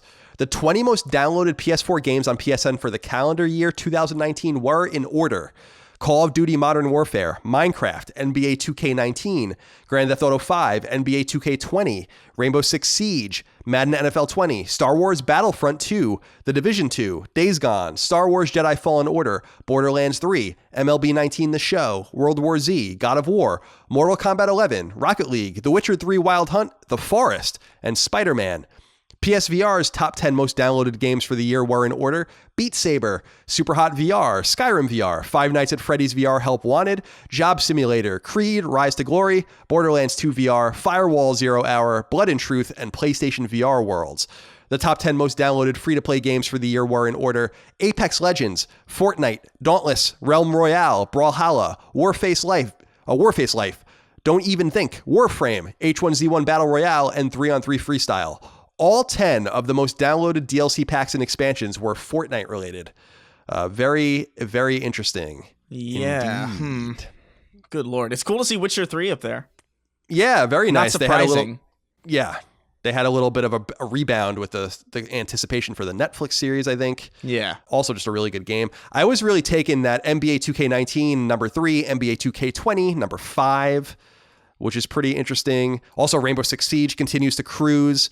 MLB 19 The Show is on there, so it can't be understated that Sony kind of giving up the exclusivity on that starting in 2021 is a big deal. I'll be interested to see how that affects the sales on PlayStation in particular. And World War Z, I had no idea that World War Z was so popular. Yeah, what the hell is that? Because I remember I played it back, really like way back when. I think back when it came out, I played it on the Epic Store, and I did like it. I just sort of fell off it, but I guess it's kind of recapturing the kind of Left 4 Dead experience from back when that game was like all over the place, because I definitely didn't expect that game to show up anywhere on this. Yeah, me neither. And the most peculiar game, Chris, of course, on the list is The Forest. I have no idea how that made the list at number 19. Wow. That game looks awesome. Doesn't play so awesome. Well, then you just answered your question. Yeah, I guess that. Yeah, there you go. I mean, I bought it without even looking at anything, so guess I'm one of the fools. Although I know people like it. I'm not trying to be mean. Number 6, the much anticipated sequel to 2017's Neo 2, is coming exclusively to PS4 on March 13th, just a little later this year. And according to a brief write-up on the official PlayStation blog, developer Team Ninja and publisher Koei Tecmo are making some last-minute adjustments to the game in response to feedback given via last year's closed alpha and open beta. The major piece of feedback the dev-publisher combo got, surprisingly, is about the game's difficulty level, which is strange since the original Neo is renowned for how hard it is. The game's creative director notes in part, quote, "In order to address some of the portions that felt unreasonably difficult, we will be adjusting the balance for all yokai actions and strengthening several of the special moves and making them more manageable to use. There will be modifications made to control the level of punishments in the Dark Realm, such as adding merits where the maximum ki damage is increased against enemy yokai, as well as the overall management of the player's ki will be refined. These are just a few of the many improvements we are making, as we will also expand and improve the tutorial elements, enhance the action and level designs, and additional settings to the character creation system, improve the UI, sound, online mode, and so much more," end quote.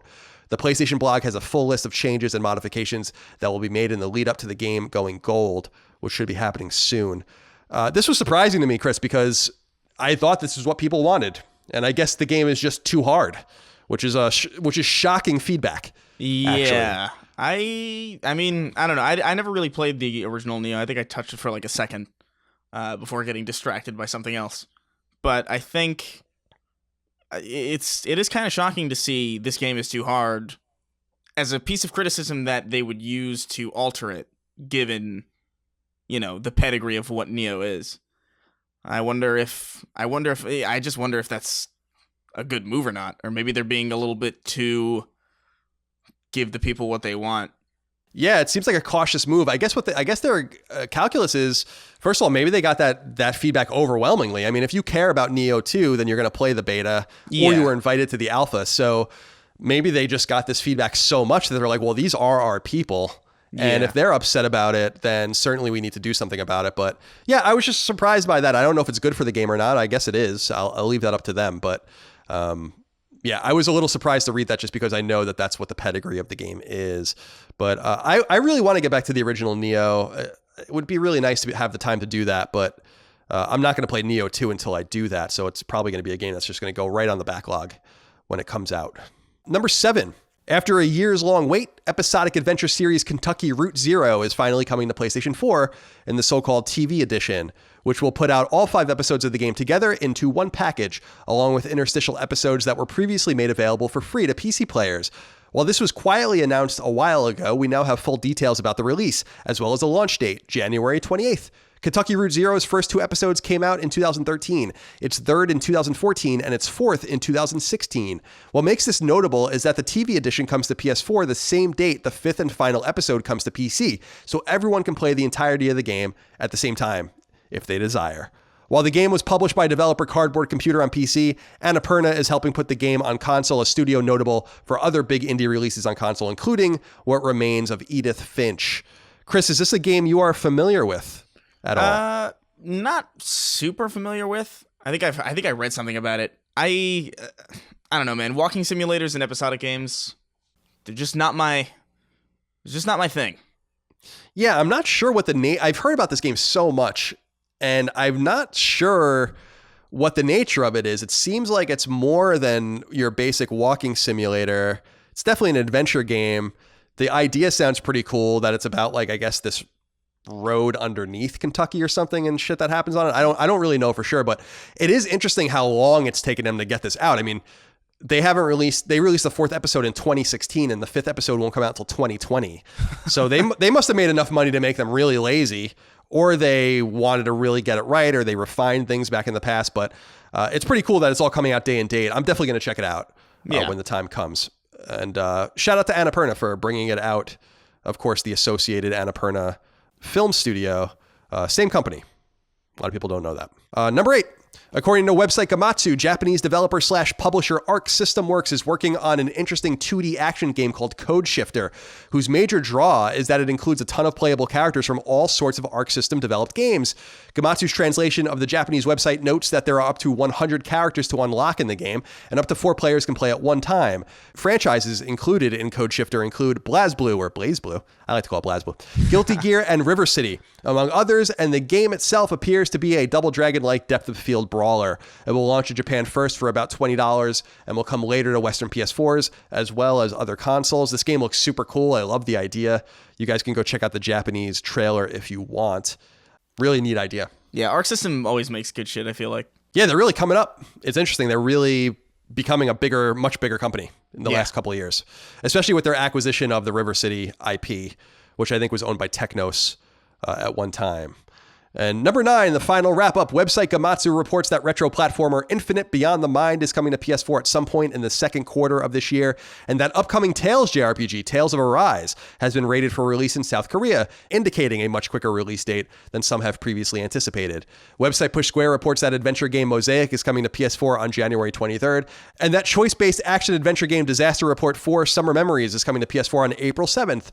Bethesda has announced substantial updates to its digital versions of Doom and Doom 2 on PS4, including running both games at 60 frames per second, quick saves, and mod support.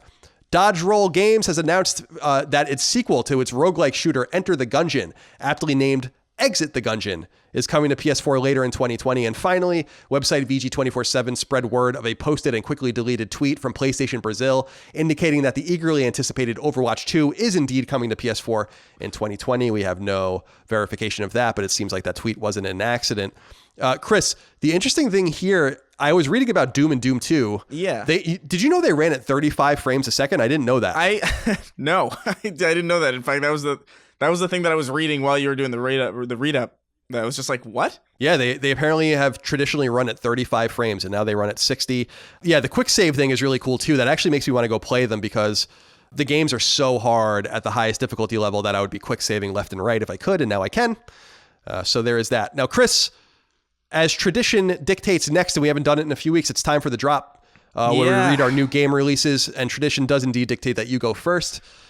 Have fun. Yeah, it seems like, really seems like I lose. No matter what I do here. Definitely. Atelier. Dusk Trilogy Deluxe Pack comes to PS4. The promise begins. A dusk era has fallen upon this world many times, yet people have managed to survive and reclaim a meager livelihood thus far. Here, in a remote atelier. What is an atelier? What is that? There was a lone girl making her living by making medicine. Her name is Ayesha.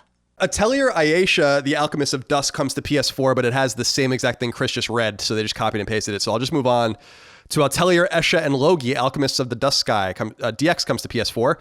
The promise is entrusted to two alchemists. This world has seen its fair share of twilights and is slowly nearing its end. Wow, sounds uplifting. There exists a nation that has prospered through its use of alchemy, devoting their every effort to rediscovering the lost alchemic technologies of the past. Oh, how nice.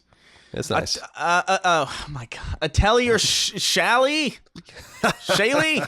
Yeah, whatever. Atelier Shaley, Alchemists of the Dusk Sea DX comes to PS4. Water sources go dry, plants wither and die, all creatures thirst and starve. The blue oceans turn to sand, and the life of the sea no longer has a place to call home. I don't really have a problem with that one. No, that sounds great. Yeah. Yet still, the sun continues to shine, mercilessly drying up what little water remains on Earth. Slowly but surely, everything fades away to nothing in this dusk world. And suddenly, I want to play this game. We were just I think one of the last episodes, we were just talking about how everything we read tends to just be so dark and dreary. It's awesome. I love it. And this might be the most hopeless one I've ever read. I'm suddenly going to play this trilogy all the way through. I'm not going to. I don't think I could do it. Darwin Project comes to PS4. Darwin Project is an outdoor futuristic battle royale style deathmatch with a strong emphasis on hunting, trapping, and survival. Not only will you be pitted against fierce rivals, but you'll compete for the favor of an all-seeing show director. Oh, okay. Creepy. Weird. Dragon Ball Z Kakarot comes to PS4. Relive the story of Goku and other Z fighters in Dragon Ball Z Kakarot. Beyond the epic battles, experience life in the Dragon Ball Z world as you fight, fish, eat, and train with Goku, Gohan, Vegeta, and others. Explore new areas and adventures as you advance through the story and form powerful bonds with other heroes from the Dragon Ball Z universe. Vegeta. All right. Yeah.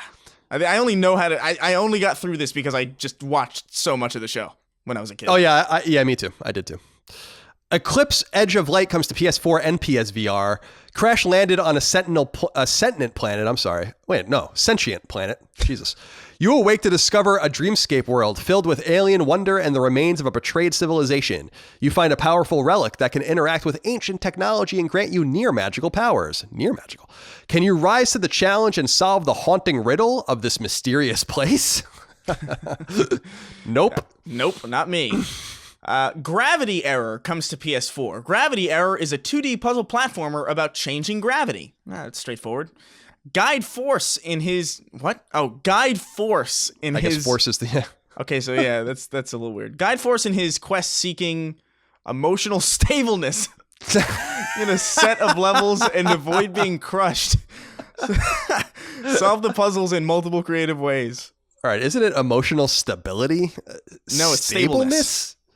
I mean, it's not coming up in our document as like I guess it is a word. Yeah, I mean, gravity error, more like a grammar-y error. Whoa. Guide Force in his quest seeking emotional stableness. Hardcore Mecha comes to PS4. Hardcore Mecha is a 2D platformer action focus. Okay, I don't know what that means. Focusing on a better handling. Shit. The campaign mode offers rich gameplay and seamless in-game cutscenes for an immersive experience. Choose your favorite mecha and multiplayer. Experience the fast-paced hardcore competitive battle of steel. Hardcore Mecha is a 2D platformer action focusing on a better handling. Oh my God. I can't wait to write ours. It's going to be great. Oh my God. Mayetsu Pure Station comes to PS4. Oh my God. So Tetsu woke up the railroad. Hakuroku. So Tetsu woke up the railroad Hakuroku by accident and became her owner. For different purposes, they agreed to help her find her lost locomotive with the help of his stepsister Hibiki, the town's mayor, and local railway chief Paulette. Paulette?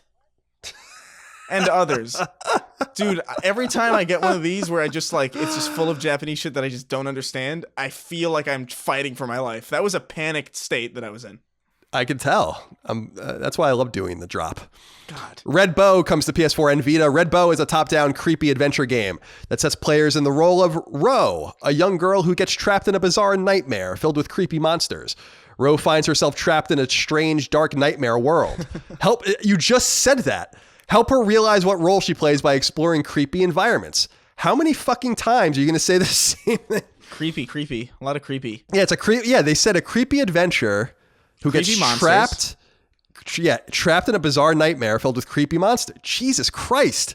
Does anyone read this stuff? We're going to find out real soon. Seek Hearts comes to PS4. Set out on an adventure to discover Aizen's mysterious origins in a sci-fi RPG. With questions swirling about why he was created and by who, Aizen sets out on a journey to discover his origins. However, they said that too. They said that already. However, as he and those with him pursue answers to this mystery, they fail to notice a shadow creeping up upon them. You got through it. Yeah, I did. I managed. God. Super Mega Space Blaster Special Turbo comes to PS4. Love it. A modern take on the retro arcade shooter, Super Mega Space Blaster Special Turbo is a fast-paced, frantic blast of a shoot-'em-up. And then it says shmup. Remember Shump? With loads to unlock and leaderboards to climb. Blast your way through 5 unique game modes in this easy-to-play, hard-to-master Space Blaster. I was listening through some of our podcast episodes on the plane just to kill time.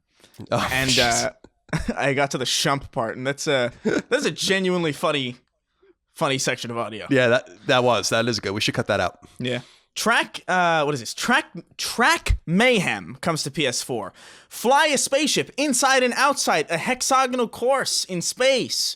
Move your ship left and right around the track or fly over to avoid crashing into obstacles. Collect coins and fire up a shield to blast ahead. Hit all the booster pads for extra speed and intensity. Track Mayhem. All right. Without Escape is the final game, comes to PS4 and Vita. Without Escape is a tribute to first-person graphic adventures of the early 90s, with an interactive story told through pre-rendered backgrounds and full-motion video. Explore the confines of your own home as you flip between a mundane existence and a terrifying otherworld. Are you prepared to endure the horrors that await you? That's coming to Vita. Yeah, there it is. Yay! Nothing I would recommend this week, but I don't know if you have any recommendations. Yeah, I don't know. I'm curious about Dragon Ball Z, although I just don't understand how an RPG in that world would be fun, because it's a universe where death has no consequence. Yeah, where everyone just fights for episodes at a time. Screams. Yeah, exactly. It's like, oh no, Krillin died, but we'll just find a dragon to take him, to rip him away from his ghost realm and bring him back to life. This Alchemist of the Dusk Sea sounds awesome. Oh, it sounds great. It's like Colin and Chris the game. It's perfect. I honestly can't believe that the first 2 games on this list have the same exact write-up. Yeah, I believe it. That is fascinating. Fucking A. All right, Chris, as tradition dictates at the end, we do 6 questions, comments, concerns, thoughts, and ideas from the audience. Wrap things up. Get the hell out of here. Let's do it. Nick Eden wrote in and said, "Sup, my Italian meatball and my Spanish rice." Wow. With Witcher on Netflix making people go back to playing the game, and with me watching The Sopranos for the first time, making me want to go replay Grand Theft Auto 5, I want to know if there has been a time where you watched something that gave you the urge to want to play a game. Love you both to bunches. And then he says in little asterisks, kisses foreheads. I don't like that very much. Yeah. Chris, have you ever been inspired to go play a game by something you've watched on TV? I mean, this was something that was very common to me as a child, obviously. You get really excited. Yeah, definitely more obvious ones. I think The Witcher is the most recent one for me, too. But I don't know. Like, I would watch, like, Saturday morning 4Kids cartoons, like X-Men and like the Spider-Man animated series, which I don't know if you ever watched that show, but that show is a breakneck show. There is no moment of silence in that show whatsoever. So it's very, very energizing, and it just made you want to play, like, I don't know, the Spider-Man games are out at the time, especially because, like, I think the guy who did Spider-Man's voice in the original Neversoft Spider-Man games on PS1, his name is Christopher Daniel Barnes. He did the voice for the Spider-Man on the animated series, too. So every time that show would come up, I would always just get the urge to play that original Spider-Man game on PS1. Yeah, I would... You know what I would get inspired to do a lot when I was a kid was to go play outside when I would play a game. Like I would play Dragon Warrior or something, and then I'd go take like a fake sword and go beat the shit out of stuff in the woods. Yeah. Just, that was kind of fun. And then obviously we had like Captain N, the Game Master, when I was a kid, and a bunch of other like very game centric things. So there was also that kind of reality as well. But more recently, with the Castlevania Netflix series, which Chris and I both love, it's just so immaculate. It's so good. It makes me really wish for a Castlevania game in that vein. And I wanted to play Castlevania when I was watching it, but I'm like, there is no Castlevania to play that I haven't played yet. So we have to wait and be patient with Konami. Might be patient forever, perhaps. Sumo Joe 118 wrote into us and said, "Hello, Colonial Colonito and Catapultic Christopher." It's not a word. I don't know what that is. Do you guys think we will ever get DLC or a sequel for Tetris Effect? I still play this game from time to time, and it seems like it would be a perfect platform to release new music packs every few months. The game has been out for a while now, and it seems like there won't ever be any new content, which is a shame, since music and Tetris is such a perfect combination. I agree. Tetris Effect is amazing. That's an amazing game. If anyone out there is interested, in just go watch a trailer. It's really great. And I was surprised. I went and actually researched this a little bit in preparation for the show.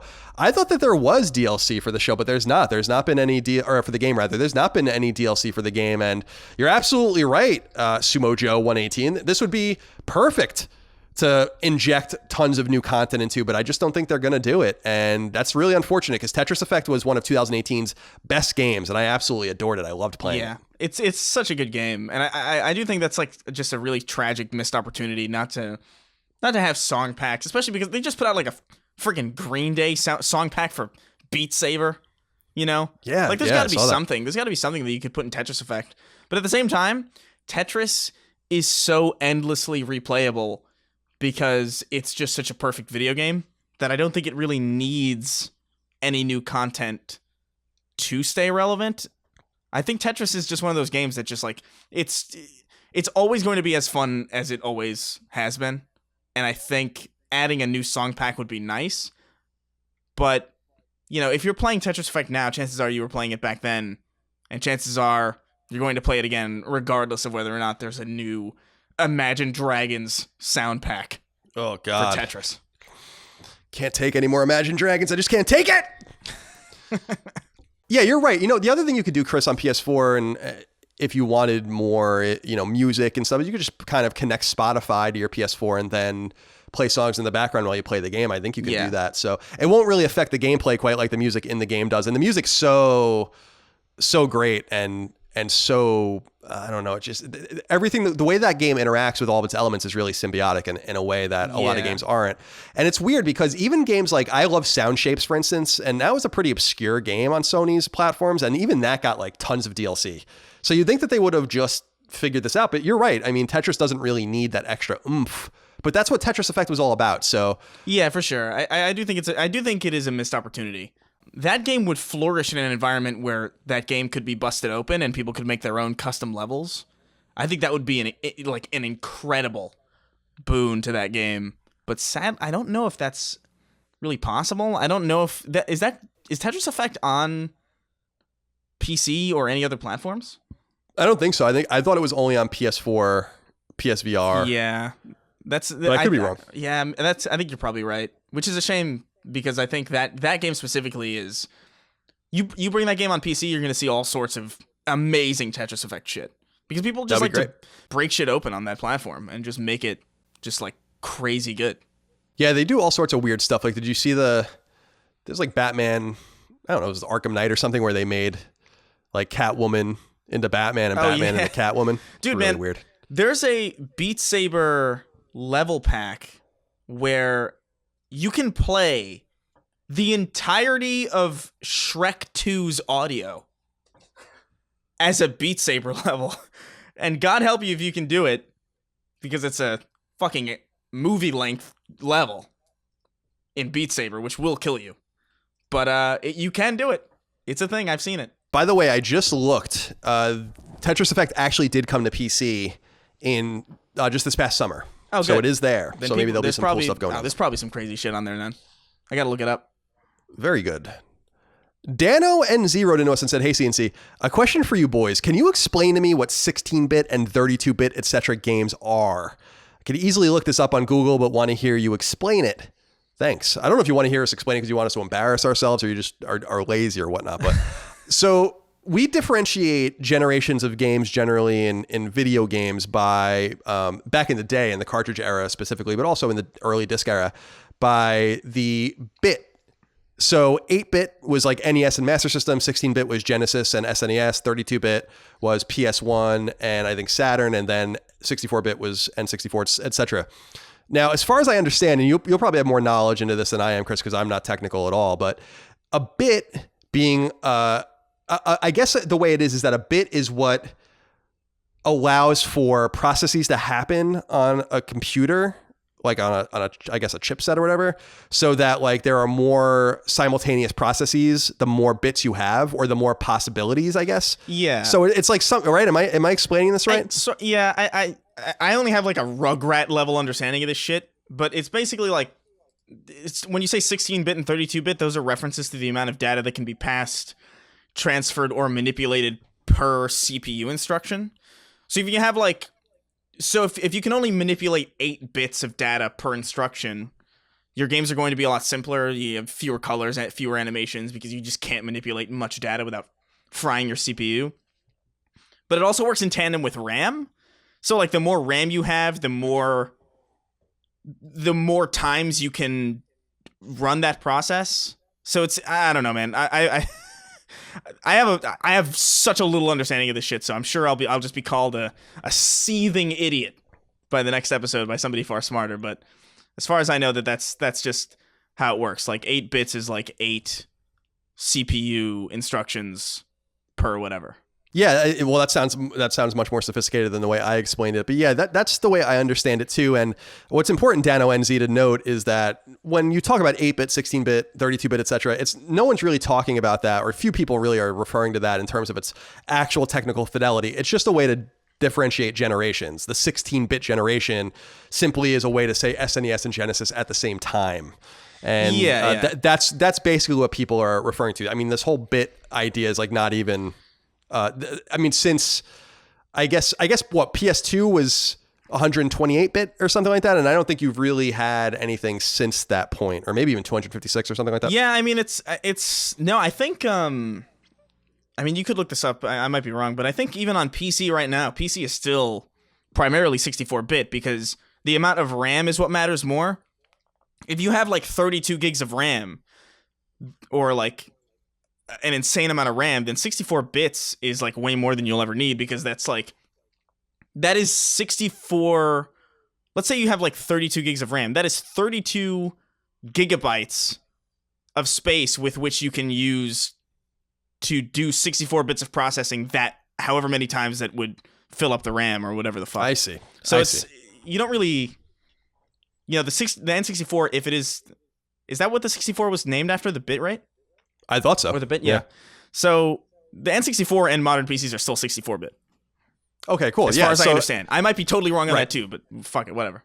Yeah, I mean, you're probably, I mean, you're certainly right. I guess the point, I guess the much more rudimentary point I was trying to make was that we just don't differentiate generations like that anymore since those late 90s, early 2000s eras, because I guess people started describing things in technical ways in a different way, but we just then started using these more understood like 7th generation monikers or whatever was going on. I still don't really, I still can't keep all that stuff straight, to be honest, but like I can name all the consoles and tell you when they came out, but I'd have to like go back and count like, okay, like the Fairchild was like for part of this generation or whatever, and who really cares?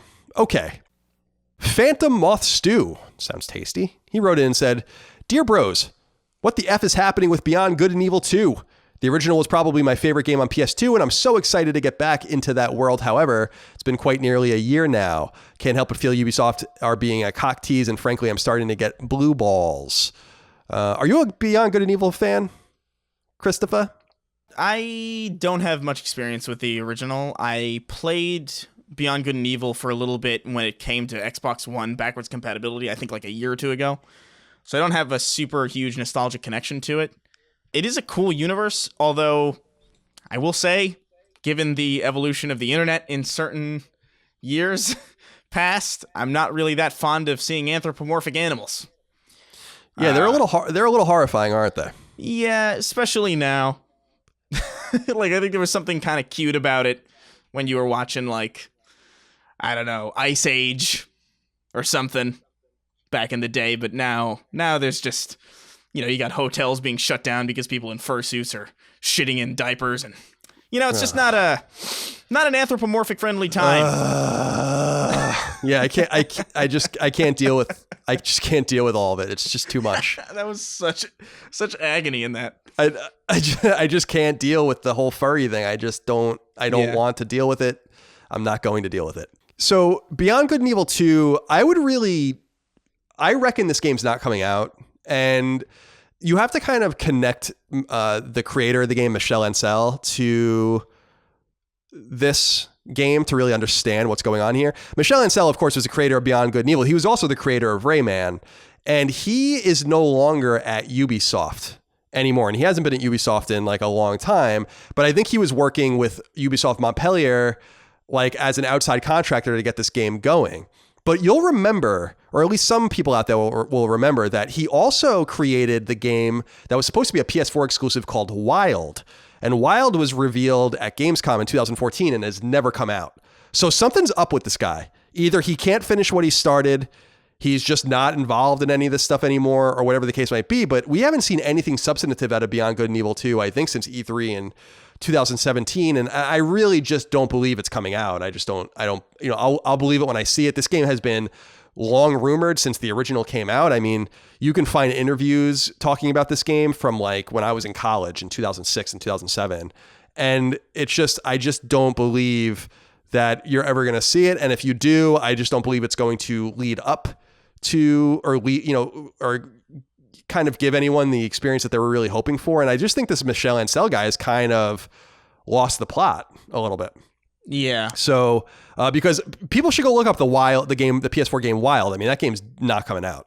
And it was supposed to be like this really big, fun, exclusive. I was at Gamescom that year, like this really, when they announced it, I'm like, oh, this looks interesting. I think the idea was that you were supposed to be able to play as like any animal and like kind of transfer between these animal bodies or whatever. And that game's certainly not coming out. Beyond Good and Evil 2 hasn't been canceled in any stretch of the imagination, but I just don't know what's going on with it. And I don't know why they announced it or why they showed it. And I just wouldn't be confident. Yeah, that's a safe prediction, I think, especially given the track record that if there was no track record that you could justify that prediction with, then it'd be more of just a bad hunch. But I think it's pretty clear that Beyond Good and Evil 2 is well away from existing in any meaningful capacity, I think, which is a shame because like Beyond Good and Evil is so kind of it's a cool little universe they built up over there.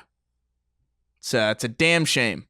JR wrote in and said, we all know that video games are not immune to politics, and often circumstances surrounding a game's development, marketing, story, and/or gameplay can cause that game and the industry to be thrust into modern political and social debates.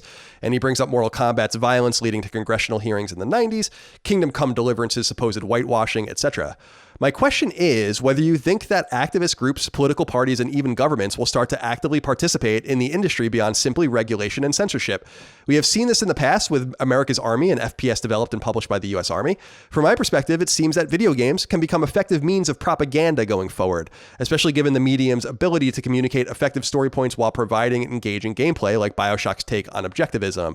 In any case, I would love to hear what you think. I always enjoy the podcast and implore you both to keep maintaining the proper level of greatness with our Tuesdays. We will. We are keeping Tuesdays great. Thank you, JR, for your question. Now, Chris, you and I touched on this a little bit with Disco Elysium just earlier in the episode, but do you think that the Do you think games can be used as a more literal political tool? And my answer to this is obviously yes, because Andrew Yang obviously released a game recently, which was a pretty big deal on Steam, I guess, and people are enjoying it there. So I'm wondering what you would like to see out of a political game, or how you think that this stuff could be used. Yeah, I mean, I assume any type of media is probably effective as long as it's in some way promoting the cause that it's trying to promote. It works like pretty much anything. You could have propagandized films, or propagandized games, or propagandized books, or books meant to further political motivations here and there.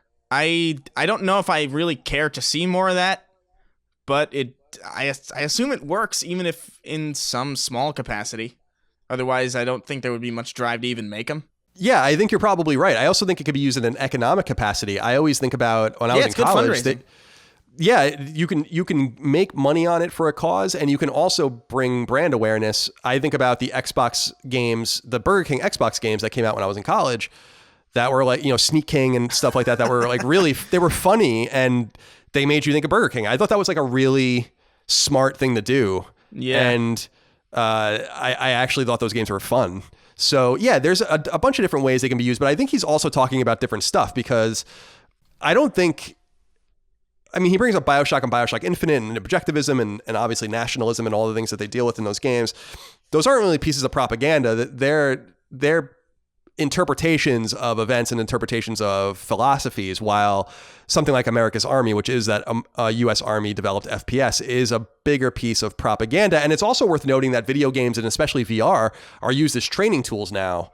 And even drone warfare, which is like America's specialty now, is all done remotely. So I think that you're finding a fusion of all these technologies with what video games are. But I agree with you, Chris. I don't want to necessarily see this become something that is used, but it would be funny as hell to see like Bernie Sanders release a video game, like an economic planning game or something, or and again, that Andrew Yang game is cool, because it's just a cool way to get your guy out there if you like him, and that game actually looks fun too. It looks ridiculous. It's got like a nice little Akira Toriyama like art style to it.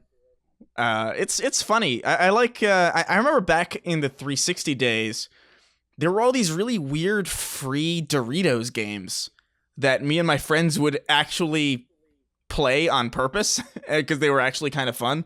I think one of them was called like Doritos Crash Course, where I think you're like, your avatar. You just put your avatar through this. I just said avatar. Jesus. You put your avatar through this like weird kind of Wipeout looking obstacle course, and it was genuinely pretty fun. They also had something called like Harm's Way, which was like another Doritos game, and I don't know if it was really effective at advertising, but it was fun, and it got the name out. I don't know if Doritos really needs help getting their name out there, because they're the official gamer food, but it sure is. I don't know. It's an interesting avenue to go through. I long for the days of sneaking. Robert Duvall wrote into us, Chris, with the final question. He says, "Hey guys, recently I've been making my way through Mass Effect 1 on PS3 for the first time. Some of these trophies are ridiculous. They really are. And looking forward to moving my save into the second and the third games and seeing how my choices pan out. Other than BioWare with Mass Effect and Dragon Age, no other franchises, apart from episodic choice-based games, really adopted a system like this, despite it being well received. With Andromeda probably dooming Mass Effect to another reboot when we inevitably see it again. Do you think we will ever see this feature in games again? And why do you think it was never really, or had never really gained popularity?"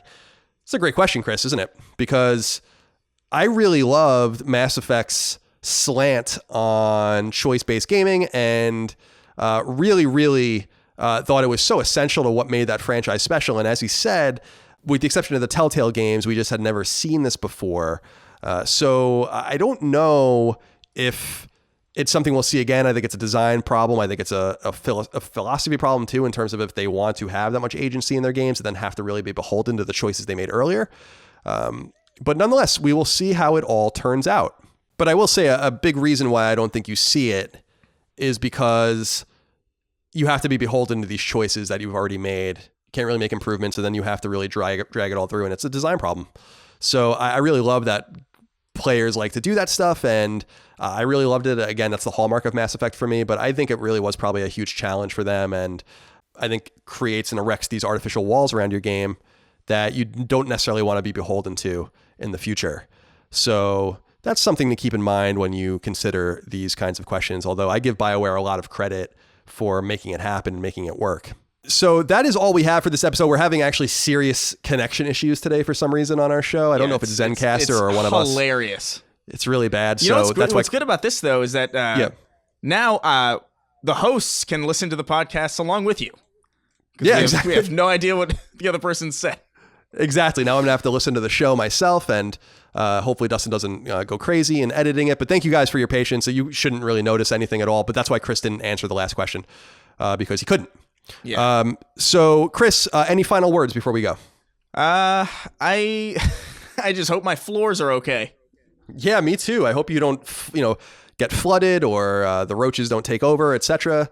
I'm wishing you the very best with that as you settle back in to your California lifestyle. It could be the roaches again. Could be them, learning all sorts of new ways to just completely fuck me. I know they really want you out of this apartment. Yeah. They're the ones driving this. But well, Chris, thank you so much for your time today. Of course. Appreciate you. Thank you all out there for your love, your kindness, and your support on Patreon and on free feeds. Leave us nice reviews. Support us on Patreon. Buy merch. Listen to the other shows. Sacred Symbols Plus, Knockback, etc. We thank you. We love you. We'll see you next time. Take care. Ha! Take care, guys. Sacred Symbols, a PlayStation podcast, is a product of and a registered trademark of Colin's Last Stand, LLC, and is recorded from Richmond, Virginia, and Burbank, California, USA. This show is conceived by, is written by, and is produced by me, Colin Moriarty. My co-host is Chris Raygun. You can find me on Twitter at NoTaxation and on Instagram at CLS Moriarty. Chris is on Twitter at Chris R. Gunn and on Instagram at Chris_Ray_Gun. Sacred Symbols is edited by Dustin Furman. To message the show online, please use Patreon's DM service. As you know, all of Colin's Last Stand shows, including Sacred Symbols, are fan-funded on Patreon at patreon.com/ColinsLastStand. The following names are at the producer level or higher on Patreon, and we are eternally grateful for your kindness, generosity, and fandom. Chris Adams, Carlos Algarit, Joe Arch, Morgan Ashley, Saul Balcazar, Taylor Barkley, Martin Beck, Tyler Bello, Mark Boggio, Barrett Boswell, Spencer Brand, Miguel Brewer, Lennon Brixey, Eric R. Brown, Jason Budnick, Josh Bushing, Austin Bullock, Dylan Burns, Chris Buston, Nick C., Alex Cabrera, Patrick Harper, William O'Carroll, Brian Chan, Sean Chandler, David Chestnut, Rodney Coleman, Simon Conception, Brad Cooley, John Cordero, Gio Corsi, Philip Crone, Daniel Diamore, Colin Davenport, Night Draft, David Ellis, Jerome Ferreira, Joe Finelli, Eric Fickenbeiner, Chris Galvin, Darren Gardner, Connor Gashian, Alex Gates, Michael Gates, Salem Ghanem El Ghanem, Tyler Goodwin, Hayden Gorange, Josh Gravelick, Miranda Grubba, Jonathan H., Eric Harden, Tyler Harris, Richard Hebert III, Kyle Hagel, Wyatt Henry, Robbie Hensley, Scott Hernandez, Asa Haas, Blake Israel, Azan Isa Al Ricey, Josh Yeager, Joshua Jonathan, Paul Joyce, Greg Julius, Anton K., Patrick Kelly, Jeremy Key, Auntie Kinnanen, James Kinslow III, Ryan Arkittredge, Mike Naffo, Mason Cadillac, Jackson Lastiqua, Don Q. Lee, Patrick Leslie, Keith A. Lewis, Chad Lewis, Lou and Ray Loper, Colin Love, Scott Lovelace, Josh M., Kiet Mai, Ryan T. Mandel, Ross Maranka, Matt Martin, Sean Mason, Zachariah McAdoo, John McCarthy, Josh McKinney, Joe McPartlin, Raul Melendez, Andrew Mendoza, Chris Moore, Betty Ann Moriarty, Ryan Murdoch, Stephen Nieder, Adam Nix, Donnie Nolan, Dan Nolan, George A. Nunez, Jesse Owen, Jorge Palomino, Andrew Parker, Zach Parsley, Daniel Parsons, Todd Paxton, Marius S. Peterson, Gerald Pennington, Matthew Perdue, Enrique Perez, Jason Pettit, Travis Plimal, Jeff Pollard, Lawrence F. Prokop, Nathan R., Ryan Reeves, Peter Reynolds, Shane Rayum, Jonathan Rice, Daniel Rivas, Petro Rose, A.G. Rode, Jose Salinas, John Schultz, Michael Shanholtz, Toby Shootman, Gregory Slavinsky, Joshua Smallwood, Ahmad Tamar, Ben Thompson, Carl Tolman, Alan Trembley, Michael Vecchio, Oakley Waldron, Justin Wagaman, Dylan Wagner, Isaac Wastman, Damon Weathers, Mike Wayne, Bloody Fang, Galjug, Casual Misfits Gaming, Homeworld Hub, Lockmort, Throw 7, McDog 18, Infinite, Boots, Organic Produce, Mad Mock Media, Not Your Real Dad, Mubarak, Craft Heads Podcast, Richter 86, Hugo's Desk of Fortuna, Andrew, Ian, Chris, Dav9834, Gamer Filmaholic, Megadet, and Rainick.